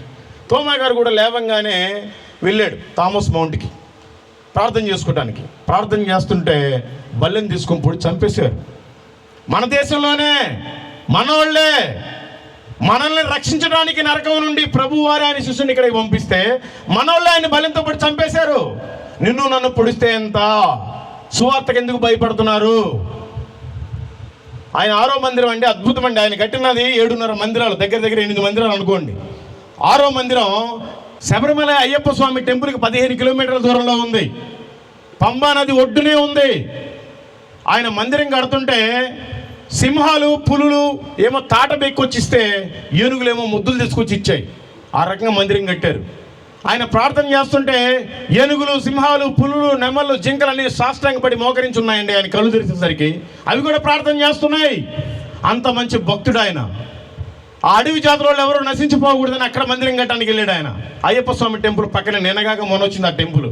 1980 సంవత్సరాల క్రితమే తోమగారు ఇక్కడ మందిరం కట్టారు. ఇప్పటికీ ఉంది. మీరు గూగుల్లో కొట్టండి, నీలక్కల్ చర్చ్, తోమగారు కట్టారు. మనం ఎందుకు భయపడాలి సువార్త చెప్పడానికి? మనం బాగుపడాలనే కదా ప్రభు మనల్ని పంపించాడు. అక్కడి నుంచి ఒంగోలు ప్రాంతానికి ఇంకొక మిషనరీ వచ్చాడు అమెరికా నుంచి. దేవుడే పంపించాడు. బాప్టిస్ట్ అనబడే చర్చిలు ఫస్ట్ ఒంగోలునే తయారైంది. ఆయన పేరు జాన్ క్లౌ. అమెరికా నుంచి పంపించబడ్డాడు మిషనరీగా. ఆయన వచ్చాడు, సువార్తను ప్రకటిస్తూ ఉన్నాడు. ఎవరు వినట్లేదు. చాలా రోజులు వాళ్ళందరికీ బట్టలు, సరుకులు, తినుబండరాలు అవి పంచాడు. అప్పుడు చాలామంది అట్రాక్ట్ అయ్యి, అయ్యా మేము కూడా మీ దేవుడిని నమ్ముకుంటాం, నాకు బాప్తిసం ఇవ్వని అందరూ లైన్ కడుతున్నారు. చిచ్చి, నేను అట్లా బాప్తిసం ఇవ్వను. మీరు నిజంగా మారు మనసు పొందితేనే రండి, బాప్తిసం ఇస్తా. నేనేదో మీకు తిరుబండరాలు ఇస్తే మీరు వచ్చి దేవుడిని నమ్ముకుంటే నాకు చెడ్డ పేరు, దేవుడి నామానికి అంతకంటే చెడ్డ పేరు నేను ఇవ్వను అన్నాడు. 6 సంవత్సరాలు సువార్త చేస్తే ఎవరు ఒక్కరు కూడా మారు మనసు పొందలా. మళ్ళీ 6 సంవత్సరాలు చేశాడు. మొత్తం 12 సంవత్సరాలు చేశాడు. అమెరికా నుంచి టెలిగ్రామ్ వచ్చింది, ఏ జాన్ క్లౌ, నువ్వు వెళ్ళి 12 సంవత్సరాలు అయింది. భారతదేశంలో ఉండే వాళ్ళంతా మూర్ఖులు, ఆ తెలుగు వాళ్ళు ఇంకా మూర్ఖులు. నువ్వు అక్కడ సేవ చేయలేవు, రిటర్న్ వచ్చాయి, ఇంకో దేశానికి పంపిస్తానని చెప్పి అక్కడి నుంచి పంపించారు. అయ్యా 12 సంవత్సరాలు చేశాను, నాకు కొంత సమయం ఇవ్వని ఏమైనా లెటర్ రివర్స్ రాశాడంట. వాళ్ళు ఒప్పుకోలే, రమ్మని చెప్పారు. ప్రభు మీద భారం పెట్టి, ప్రభువా 12 సంవత్సరాలు దేశం నుంచి నేను ఇక్కడికి వచ్చి సేవ చేశాను, ఒక్కడికన్నా మారు మనసు దయచేయ, బాప్తిసం ఇచ్చి నేను నా దేశానికి నేను వెళ్ళిపోతానని లోపలికి వెళ్ళి గదిలో తలుపేసుకొని ప్రార్థన చేస్తున్నారు. ఆయన ప్రార్థన ఇంకా ముగించలేదు. వచ్చి తండోపలుగా వచ్చి డోర్లు కొడుతున్నారు. ఏంటంటే, అయ్యా మేమంతా మారు మనసు పొందాం, మాకు బాప్తిసం ఇవ్వండి. 2222 మందికి ఒకేసారి బాప్తిసం ఇచ్చారండి ఒంగోలు పక్కనే గుండ్లకొమ్మ నదిలో. ఇది పేతురు గారు ఇచ్చిన బాప్తిసాల కంటే కొంచెం తక్కువ, కానీ దాని తర్వాత సెకండ్ హిస్టరీ అదే ఉంది. ఒక్క వ్యక్తి ఒకే రోజు, ఇప్పుడు కాదు 130 సంవత్సరాల క్రితం 2222 మందికి బాప్తిసం ఇచ్చారు. వాళ్ళు భక్తులండి, వాళ్ళు మిషనరీస్. మనమంతా క్రైస్తవులని చెప్పుకోవడం దేనికంటే సిగ్గుచేటు. అక్కడి నుంచి ఇంకొంచెం ముందుకెళ్తే ఒరిస్సా, గ్రహం స్టెయిన్స్, ఆస్ట్రేలియా నుంచి వచ్చాడు ఆయన. 3 పిల్లలు, ఒక ఆడపిల్ల, భార్యని ఆడపిల్లని ఇంట్లో పెట్టి 2 చిన్నపిల్లలను తీసుకొని సువార్తకు బయలుదేరాడు. వాళ్ళకి ఒక కుష్టి వ్యాధులకు హాస్పిటల్ పెట్టారు. కుష్టి వ్యాధులకు అందరికి పుండ్లు కడుగుతున్నారు, మదర్ తెరీసాలకు అందరికి గాయాలు కడుగుతున్నారు, మంచిగా చూస్తున్నారు. మనం బాగు చేయడానికి వచ్చింది శరీరాన్ని బాగు చేయడానికి కాదు, మనం ఆత్మలను బాగు చేయడానికి వచ్చాం. నువ్వు పాప ఇద్దరిని చూసుకొని వాళ్ళ భార్యకి హ్యాండ్ ఓవర్ చేసి ఆ 2 మగపిల్లలను తీసుకొని చుట్టుపక్కల గ్రామాలకు వెళ్ళి సువార్త ప్రకటిస్తూ ఉండేవాడు. కొన్ని నెలలు సువార్త చేసిన తర్వాత అక్కడ ఒక 23-24 మంది గ్యాదర్ అయ్యారండి. ఇట్లాగే రోజు నేనే చెప్పే వాక్యాలు కాకుండా బయట నుంచి ఎవరైనా పిలిపిద్దామని ఇప్పుడు పాస్టర్ గారు నన్ను పిలిపించినట్టుగా ఆస్ట్రేలియా నుంచి కొంతమంది మిషనరీస్ని పిలిపించాడు. 3 రోజులు సభలు పెట్టుకున్నారు. ఫస్ట్ రోజు అయిపోయింది. 2వ రోజు చిన్నపిల్లలండి, పాపం 7 సంవత్సరాలు 8 సంవత్సరాల పిల్లలు అనుకుంటా, నాకు సరిగ్గా ఏజ్ గుర్తులేదు. నేను వెళ్ళాను, చూశాను. వాళ్ళ ఇంటికి వెళ్ళాను, వాళ్ళ హాస్పిటల్కి వెళ్ళాను, వాళ్ళ పరిచర్కి వెళ్ళాను, వాళ్ళ చర్చికి కూడా వెళ్ళాను. అయితే వాళ్ళు అన్నారంట, నాన్న రాత్రి దోమలు కుట్టాయి, నేను ఇక్కడ పడుకోలేము, ఇప్పుడు వెళ్ళిపోదాం పదా, మళ్ళీ రేపు పొద్దున వద్దా నాన్న అన్నారంట. వద్దున, తప్పు. మనల్ని నమ్ముకొని చుట్టుపక్కల ప్రజలంతా పల్లెటూరుల నుంచి వచ్చారు, మనం వెళ్ళి సుఖంగా పడుకుంటే కష్టం, మీరు కారులోనే పడుకోండి, నేను దోమలు ఇసురుతానని చెప్పి 2 పిల్లల్ని కారులో కూర్చోబెట్టుకొని దోమలు ఇసురుతూ ఆయన కూడా నిద్రపోయాడు. ఒక బీజేపీ ఆర్ఎస్ఎస్ క్యాండిడేట్ దారా సింగ్ అనే వ్యక్తి పెట్రోల్ తీసుకొచ్చి 10 లీటర్ల కారు మీద పోసి ఉరిగడ్డేసి ముట్టిస్తే సజీవ దహనం, బూడిదైపోయారు. 3 వ్యక్తులు. దేవుడే పంపించాడు వాళ్ళని మిషనరీలుగా. ఎందుకు? మనం నరకానికి వెళ్లకుండా ఉండటానికి, మనకు సువార్త చెప్పడానికి. చంపింది మనోళ్ళే, మూర్ఖులు. వాళ్ళు మిషనరీస్ అండి, వాళ్ళు క్రైస్తవులు. మనం దేనికి క్రైస్తవులం? ఈ వయసులో చేయకపోతే సువార్త ఇంకే వయసులో చేస్తాం? యూత్ అంతా గుర్తుపెట్టుకోవాలి. ముసలోళ్ళు అయిపోయిన తర్వాత చేస్తారా, లేకపోతే కాళ్ళు చేతులు ఇరిగిన తర్వాత చేస్తారా? లేదంటే ఏదైనా వ్యాధి రోగం వచ్చిన తర్వాత చేస్తారా? ఇప్పుడే చేయాలి. ఎందుకు చేయకూడదు? అక్కడి నుంచి ఇంకొంచెం ముందుకెళ్తే Serampore university, Calcutta, William Carey మీకు అందరికీ తెలుసు. మీరు చదివినా చదవకపోయినా మీ చేతిలో ఉండే బైబిల్ ఉందంటే ఈ రోజున విలియం కేరీ. ఎక్కడో ఇంగ్లాండ్ నుంచి వచ్చాడండి, బ్రిటిష్, అక్కడి నుంచి వచ్చాడు. 14 భాషలు నేర్చుకున్నాడు. ఇంకా వాళ్ళ టీంలో వాళ్ళు ఇంకో 30 భాషలు నేర్చుకున్నారు. మొత్తం 44 భాషలు అండి. బైబిల్ని తయారు చేశారు. ఒక పార్ట్ అయింది, మొత్తం కాలిపోయింది. మళ్ళీ ఇంకో కొంచెం రెడీ చేశాడు, భార్య చనిపోయింది. మళ్ళీ రెడీ చేశాడు, పిల్లలు చనిపోయారు. టోటల్గా బైబిల్ తయారు చేశాడు, ఆయన కూడా చచ్చిపోయాడండి. ఆయన కనుక రాకపోతే ఈ రోజున లేదు అసలు మనకి బైబిల్. ఒక్క వ్యక్తి ద్వారా ఈరోజు ఇన్ని కోట్ల బైబిల్ ఉన్నాయి. మరి మనం ఎవరికి క్రైస్తవులం? మనం దేవుడి పిల్లలం ఎలా అవుతాం? వాళ్ళు వచ్చి ప్రాణాలు అర్పించారండి మన దేశంలో. మనం కనీసం మన పక్కినింటి వాడికైనా సువార్తను చెప్పమా? ఎంత దౌర్భాగ్యం అండి. ఈ బైబిల్ తయారు చేయడానికి ఆయన ప్రాణాలు పెట్టాడండి. కనీసం ఈ బైబిల్ ఇంతవరకు ఒకసారి కూడా చదవమా? ఎంత దౌర్భాగ్యమైన స్థితి. అక్కడి నుంచి బీహార్ వెళ్తే బీహార్లో 5 రూపాయలకే గొంతుకొచ్చి చంపేస్తారు, 2 రూపాయలకే వ్యభిచారం చేస్తారు. మరీ దుర్మార్గులు బీహార్లో. దేశంలో ఉండే దొంగలంతా అక్కడే ఉన్నారు.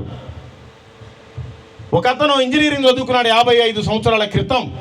పేరు అగస్టిన్, చెన్నైలో ఉంటాడు. అగస్టిన్, బీహార్లో వ్యభిచారులు ఉన్నారు, దొంగలు ఉన్నారు, నువ్వు సువార్త ప్రకటించు. సైకిల్ మీద వెళ్ళాడండి చెన్నై నుంచి బీహార్కి అగస్టిన్ అనే వ్యక్తి. వెళ్ళి అక్కడ చూస్తే భయంకరమైన పరిస్థితులు. ఇప్పటికి కూడా 50 రూపాయలు ఇస్తే గొంతులు కోసేవాళ్ళు ఉన్నారు, 30 రూపాయలు ఇస్తే వ్యభిచారం చేసేవాళ్ళు ఉన్నారండి అక్కడ. టోటల్గా ఆయన రీసెర్చ్ చేసి 52 గ్రామాలలో ఓన్లీ వ్యభిచారమే చేస్తారు వాళ్ళు. భార్యలు వ్యభిచారం చేస్తుంటే భర్తలు డోర్ దగ్గర కాపలా ఉంటారు. ఆ పిల్లలు వెళ్ళి షాప్కి వెళ్ళి కండోమ్ ప్యాకెట్లు నిరోధులు కొనుక్కొస్తే ఆ తల్లికి ఇస్తే తల్లి మంచం మీద వ్యభిచారం చేసినంతసేపు పిల్లల మంచం కిందనే ఉండాలి. ఎందుకంటే వాళ్ళకి రూములు లేవు, చిన్న చిన్న రూములు, చిన్న చిన్న గదులు. అట్లాంటి దౌర్భాగ్యమైన పరిస్థితి. ఈయన ఆలోచించి దేవుడి ప్రేరణ మేరకు, ఆయన దర్శనం మేరకు ఆ 52 గ్రామాల పిల్లల్ని దత్తత తీసుకొని ఆయన చదివిస్తున్నాడండి.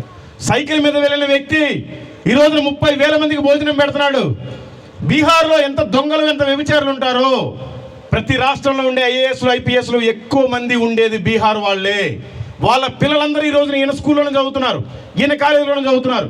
మీరు కొట్టండి గూగుల్లో జెమ్స్ ఆర్గనైజేషన్ అని వస్తాయి. వాళ్ళు మిషనరీస్ అండి.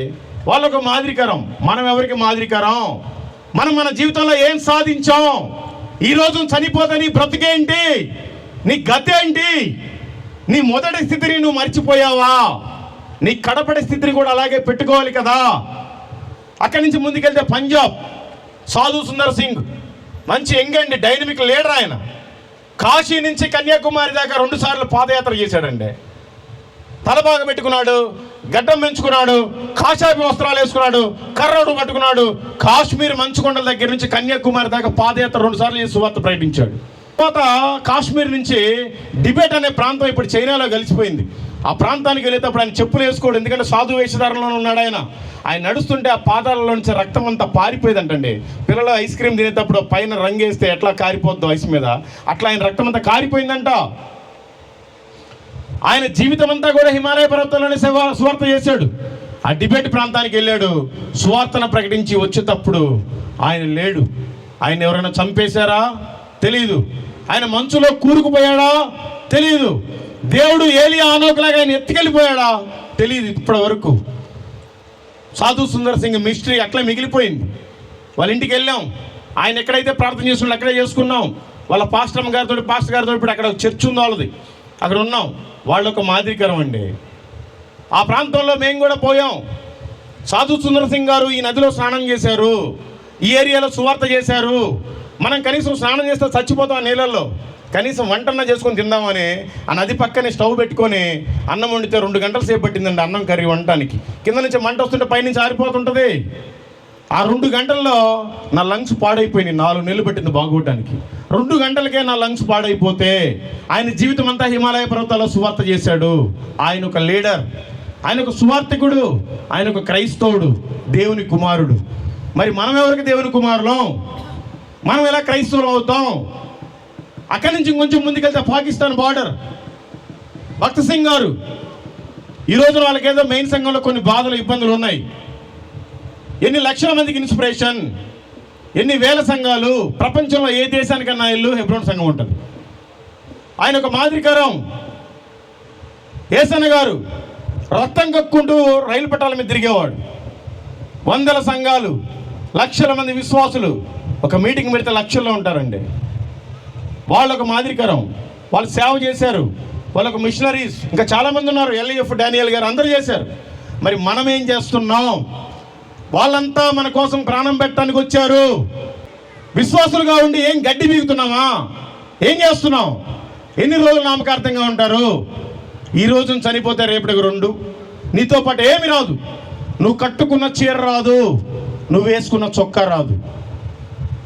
నీ భార్య నీకు అసలు భార్య కాదు, నీ భర్త నీకు అసలు భర్తే కాడు, నీ పిల్లలు నీకు అసలు పిల్లలే కాదు. నువ్వు వదిలేసి వెళ్ళిపోవాలి. వెళ్ళిపోతే ఏంటి నీ పరిస్థితి?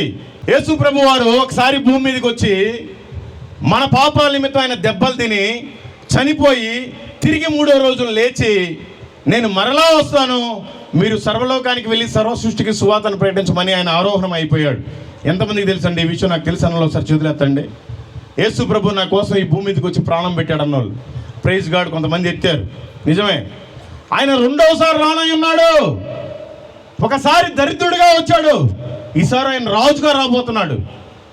2వసారి నా కోసం భూమి మీదకి యేసు ప్రభు రాబోతున్నాడు అన్నోళ్ళు ఒకసారి చేతులెత్తండి. మీరంతా భ్రమలోనే ఉన్నారు. బైబిల్ చదివి చావండి. దేనికి నామకార్థంగా? ఎందుకు పాస్టర్లు, ఎందుకు విశ్వాసులు? నన్ను క్షమించండి, అంత అవగాహన లేదా? ఆయన 2వసారి భూమి మీదకి రాడు, మధ్యాకాశంలోకి వస్తాడు. ఒక బూర శబ్దం వస్తుంది, బూర నవ్వుతాడు. రెప్పపాటులో మనం మహిమ అవసరం ధరించుకొని వెళ్ళిపోవాలి. వెళ్ళిపోతే మంచిది. 7 సంవత్సరాల విందు ఉంది.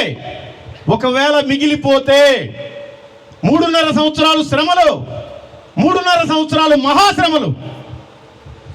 నీకు ఓటర్ ఐడి కార్డు ఉంటుంది, నువ్వు ఓటేయలేవు.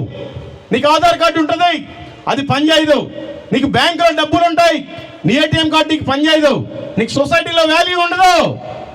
ఇవన్నీ తీసేసి ఒక ముద్రను తీసుకొస్తున్నారు. అదే 666 ముద్ర. ఆల్రెడీ ఆ ముద్ర మనకు వచ్చేసింది. ప్రతి వ్యక్తికి ఫోన్పే ఉంది. ఏం కొన్నా కూడా ఒక ముద్ర చూపిస్తారు. ఆ ముద్రకి మనం స్కాన్ చేయాలి.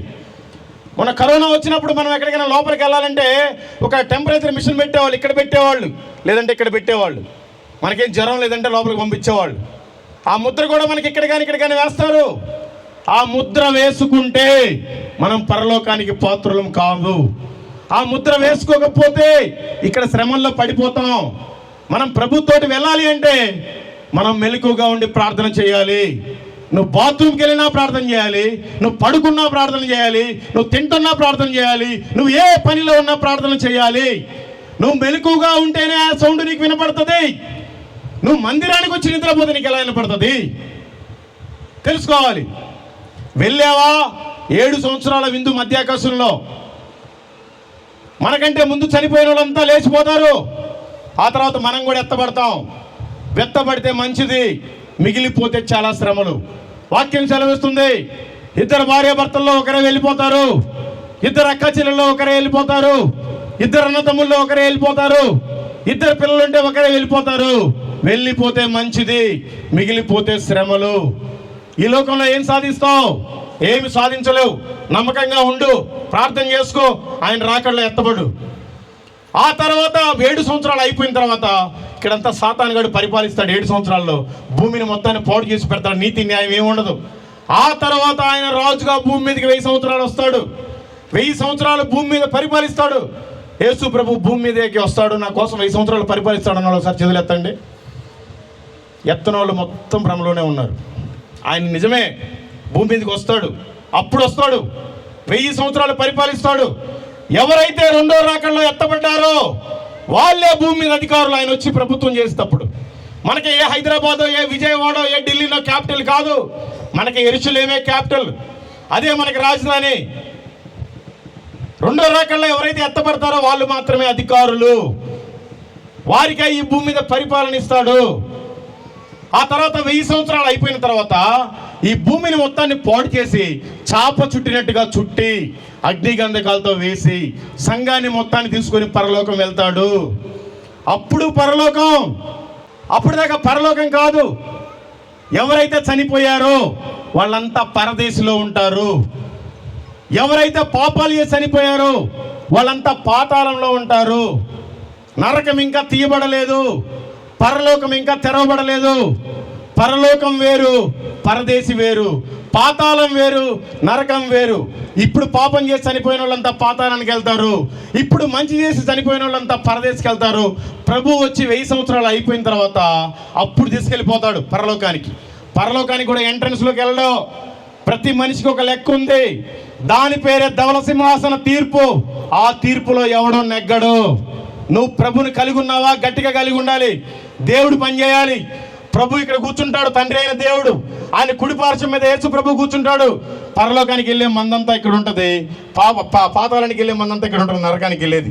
ఒక్కొక్కరిని పిలుస్తాడు, ఏ బాబు నువ్వు బైబిల్లో ఉన్న మంచి ప్రవక్త పేరు పెట్టుకున్నావు కదా, దా ఏలియాని తీసుకురండి.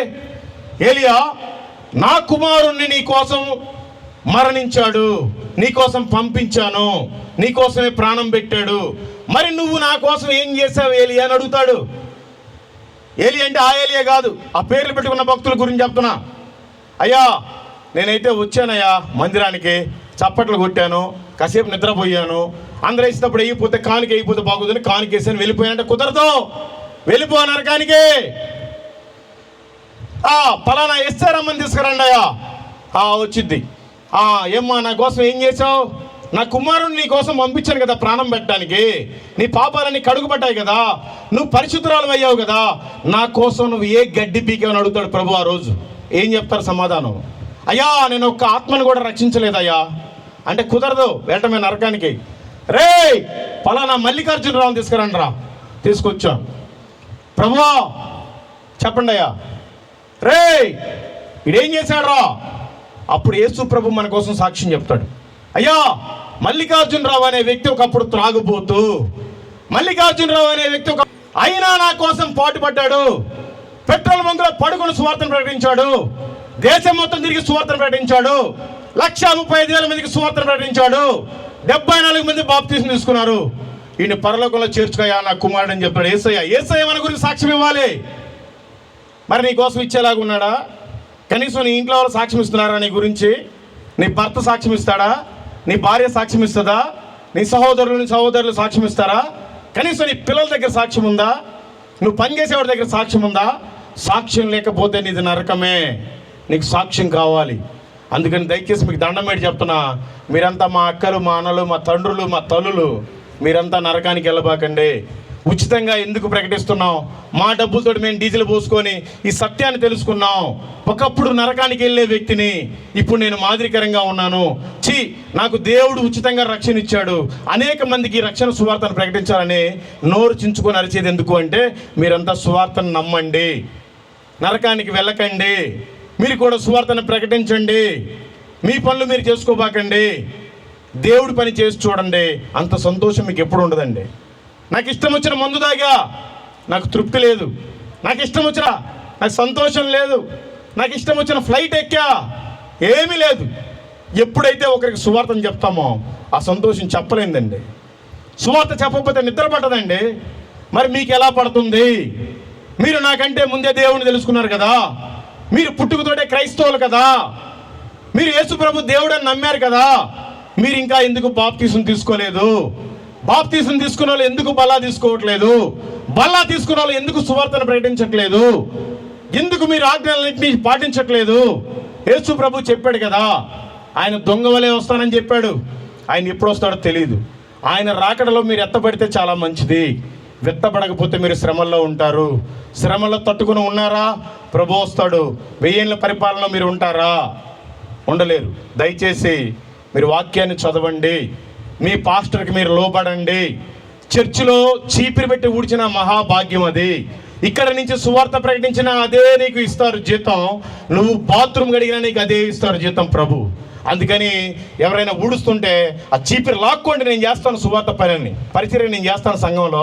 ఇది నా దేవుడి ఇల్లు, దైవజనుడిని మనకు పెట్టారు. దేవుడికి మనకి మధ్య వ్యక్తి ఆయన. మన బాధలు ఏమంటే ఆయనకి చెప్పి ప్రార్థన చేయించుకోవాలి.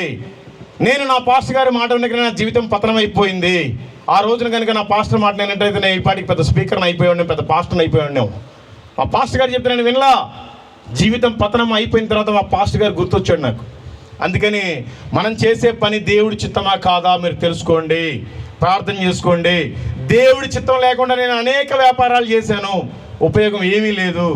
దేవుడి చిత్తం ఏంటో తెలుసుకున్న తర్వాత ఆ ఫలం నేను చూస్తున్నాను. ఈ లోకం శాశ్వతం కాదు. కనీసం నీతో పాటు ఒక్కరైనా పరలోకానికి రావాలి. ఒకవేళ నీతో పాటు ఎవరు పరలోకానికి నువ్వు తీసుకెళ్ళట్లేదు అంటే నీది ఇంకా అక్కడ కూడా పాతాళమే. దయచేసి మీరు నమ్మండి ఈ విషయాన్ని. ఈ లోకంలో ఏం లేదు, పరలోకంలోనే ఉంది. ఈ తాత్కాలిక జీవితం. ఎవరైనా అనుకుంటారా ఈరోజు నేను చనిపోతానని? మరొకవేళ చనిపోతే ఏంటి నీ పరిస్థితి? తెలుసుకోండి. మీరు కూడా ఆయనకి పాత్రులు కండి. దేవుడు మిమ్మల్ని, మీ కుటుంబాలని, మీ ఊరిని, మీ సంఘాలని దీవించి ఆశీర్వదించును గాక. ఆమేన్. నేను ఇప్పటికైనా ఆదివారం బాప్తిసం తీసుకుంటాను. ఒకసారి చేతులు ఎత్తండి. ఒక్కరు లేరు, మీ ఇష్టం. దేవుడైనా మిమ్మల్ని దీవించగా ఒక్క బ్రదర్ ఎత్తాడు. ఇంకా ఎవరైనా ఉంటే చూడండి. మీరు ఇందాక బాప్తిసం తీసుకోలేదంటే చాలామంది ఎత్తారు, మీ చేతులు దించారు. ఒకవేళ ఇంకా లేవకుండా చేస్తాడేమో ప్రభు, చూసుకోండి. పెరాలసిస్ వచ్చిందనుకో ఈరోజు, మీరు ఇక చేతులు ఎత్తలేరు పైకి. అవకాశం ఉన్నప్పుడే బాప్తిసం పొందండి. నమ్మటం వేరు, బాప్తిసం పొందటం వేరు కాదు. రెండు ఒకటే. నమ్మాలి, బాప్తిసం పొందాలి. అప్పుడే నువ్వు రక్షణలో ఉన్నట్టు. అప్పుడే నీకు ఈ లోకంలో సుఖమైన, పరలోకంలో నీకు స్థలమైన. లేదంటే నీ జీవితం వ్యర్థమే. నీకు చెయ్యెత్తడానికే సిగ్గుపడుతున్నావు, నీకు పరలోకం ఎలా ఇస్తాడు? యేసు ప్రభు నమ్మవాకమ్మా. ఎందుకు నమ్మావు? నమ్మినప్పుడు బుద్ధితో బాప్తిసం తీసుకో. బాప్తిసం తీసుకోవడంలో నీ కులం మారదు, నీ మతం మారదు, నీ ఊరు మారదు. నీ బుద్ధి మార్చుకో, నీ బ్రతుకు మార్చుకో, నీ జీవితాన్ని మార్చుకో. దేవుడు నిన్ను కుమార్తెగా, కుమారుడిగా అంగీకరిస్తాడు. బాప్తిసమే లేకపోతే నీ జీవితం నరకమే. అగ్ని ఆరదు, పురుగు చావదు. దయచేసి బాప్తిసం వీలైనంత వరకు తొందరగా పొందండి. ఒకవేళ మీరు ఈ చర్చకు వచ్చేవాళ్ళు కాకపోతే మీ సంఘాల్లో బాప్తిసం పొందండి. ఏ సంఘమైనా, ఏ డినామినేషన్ అయినా పర్లేదు. యేసు ప్రభు దేవుడని ఒప్పుకున్నావా, నీళ్ళలో బాప్తిసం తీసుకున్నావా, అంతే. దేవుడు మిమ్మల్ని, మీ కుటుంబాన్ని దీవించును గాక. మీ అందరి కోసం పాస్టర్ గారు ప్రార్థన చేస్తారు. Thank you. Praise the Lord. నా దగ్గర ఒక బాంబు మిగిలింది, అది వేసి వెళ్ళిపోతాను.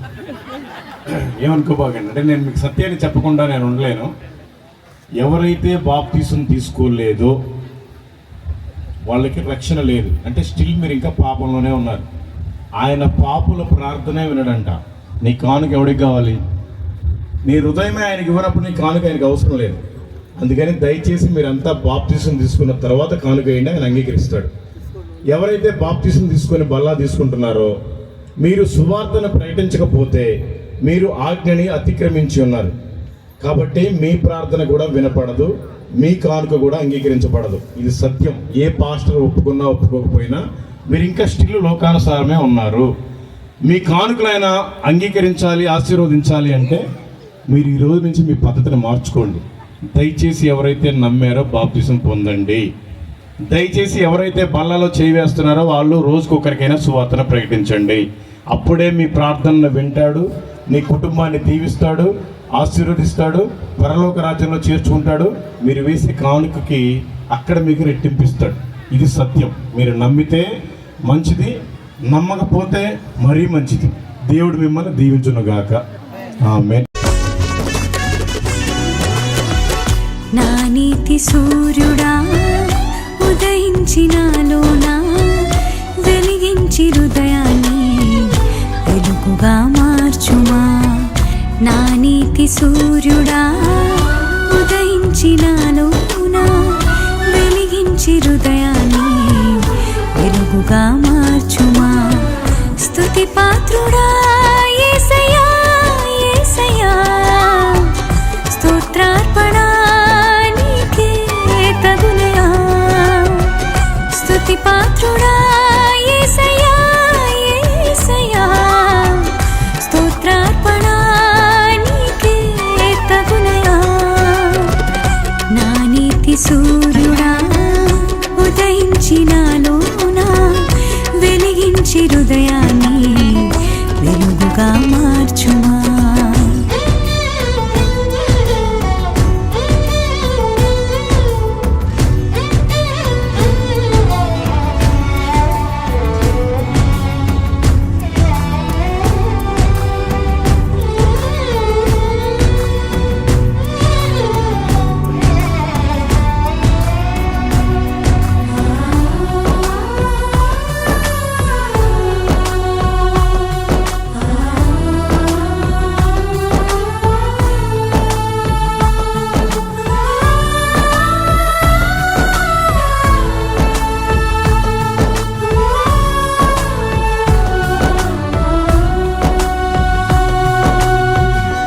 మనుష్యుని నీతి క్రియలు మురికి గుట్టల వంటివి, నరుని హృదయ ఆలోచనలు అపవిత్రమైనవి.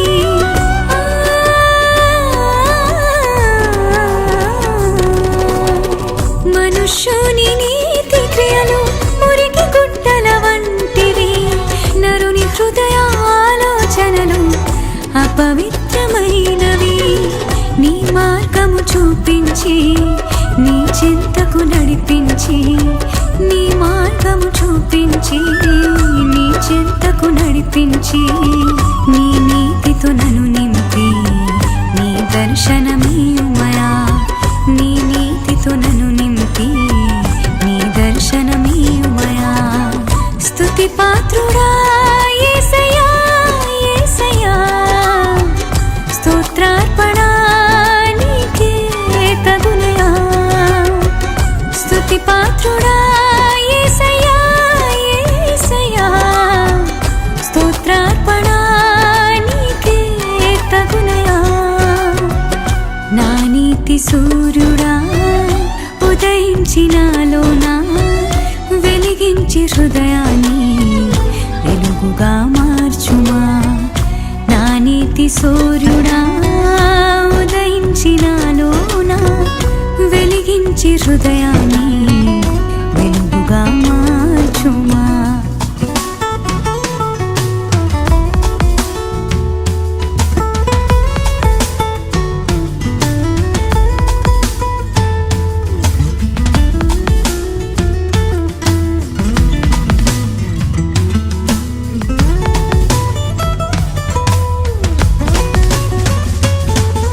ప్రతిసారి నిన్నే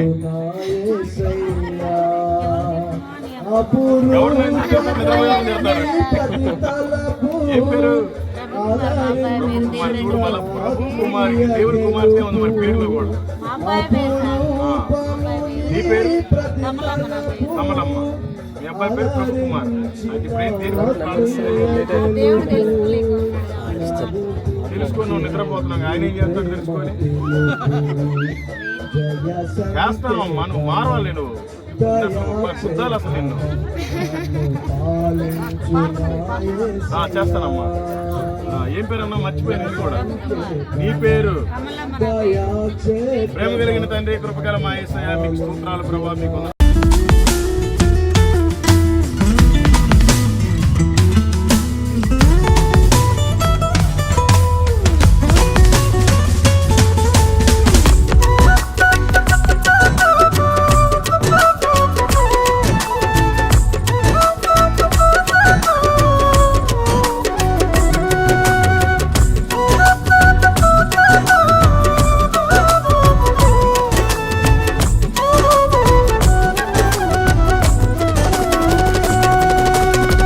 పరిసయ్యుని స్వనీతి ప్రార్థన దేవుని మెప్పించలేదు, హృదయమున గర్వించి పాపముతో మిగిలిపోయెను.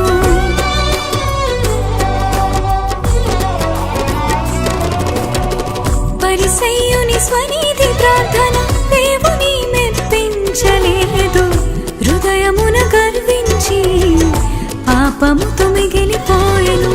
సుంకరి ప్రార్థన నేర్పి తగ్గింపు మనసును ఇచ్చి, సుంకరి ప్రార్థన నేర్పి తగ్గింపు మనసును ఇచ్చి, నీ నీతిని పొందుకుని హృదయమును ఇయ్యుమయా. నీ నీతిని పొందుకుని హృదయమును ఇయ్యుమయా. స్తుతి పాత్రుడా యేసయ్యా, యేసయ్యా, స్తోత్రార్పణ నీకే తగునయా. స్తుతి పాత్రుడా యేసయ్యా, యేసయ్యా, స్తోత్రార్పణ నీకే తగునయా. నా నీతి సూర్యుడా ఉదయించినాలోనా, వెలిగించి హృదయాన్ని వెలుగుగా మార్చుమా. నా నీతి సూర్యుడా ఉదయించినాలోనా, వెలిగించి హృదయాన్ని వెలుగుగా మార్చుమా.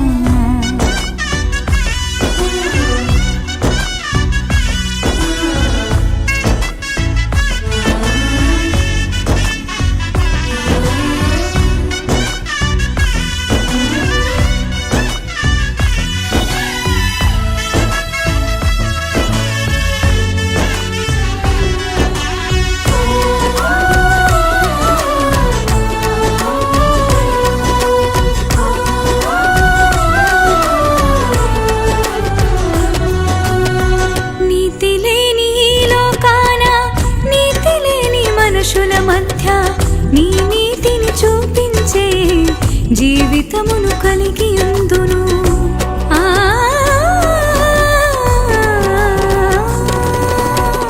నీతి లేని లోకాన, నీతి లేని మనుషుల మధ్య నీ నీతిని చూపించే జీవితమును కలిగి ఉందును.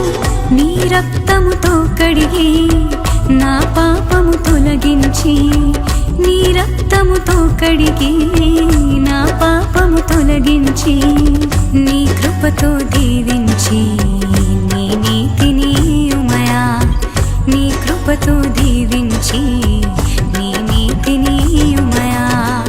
స్తుతి పాత్రుడా యేసయ్యా, యేసయ్యా, స్తోత్రార్పణ నీకే తగునయా. స్తుతి పాత్రుడా యేసయ్యా, యేసయ్యా, స్తోత్రార్పణ నీకే తగునయా. నా నీతి సూర్యుడా ఉదయించినాలోనా, వెలిగించి హృదయాన్ని వెలుగుగా మార్చుమా. నా నీతి సూర్యుడా ఉదయించినాలోనా, వెలిగించి హృదయాన్ని వెలుగుగా మార్చుమా.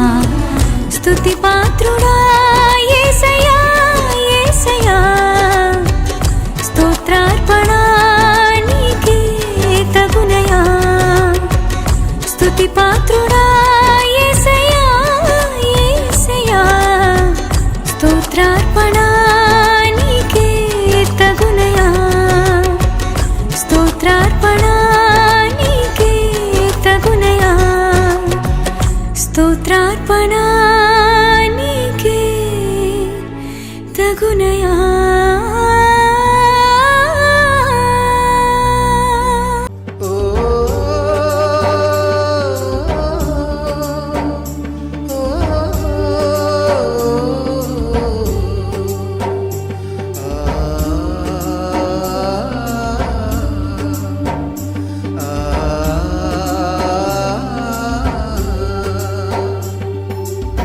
పంపుము దేవా పనివారలను పంటను కోయుటకు, నేడు పంటను కోయుటకు.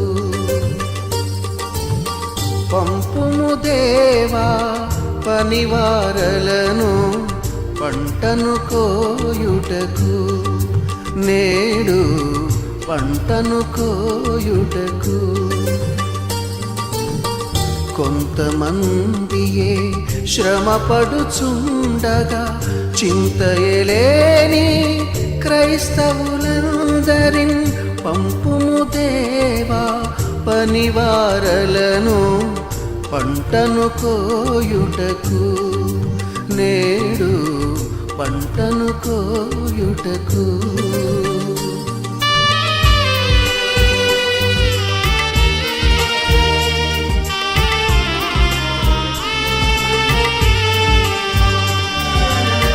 నాగలి మీద చేయిని వేసి వెనుకకు చూడక సాగడి వారిని, భారము కలిగి సువార్త గింజలు దున్నిన ఎదలో చల్లెడి వారిని, దున్నిన ఎదలో చల్లెడి వారిని. పంపుము దేవా పనివారలను పంటను కోయుటకు, నేడు పంటను కోయుటకు.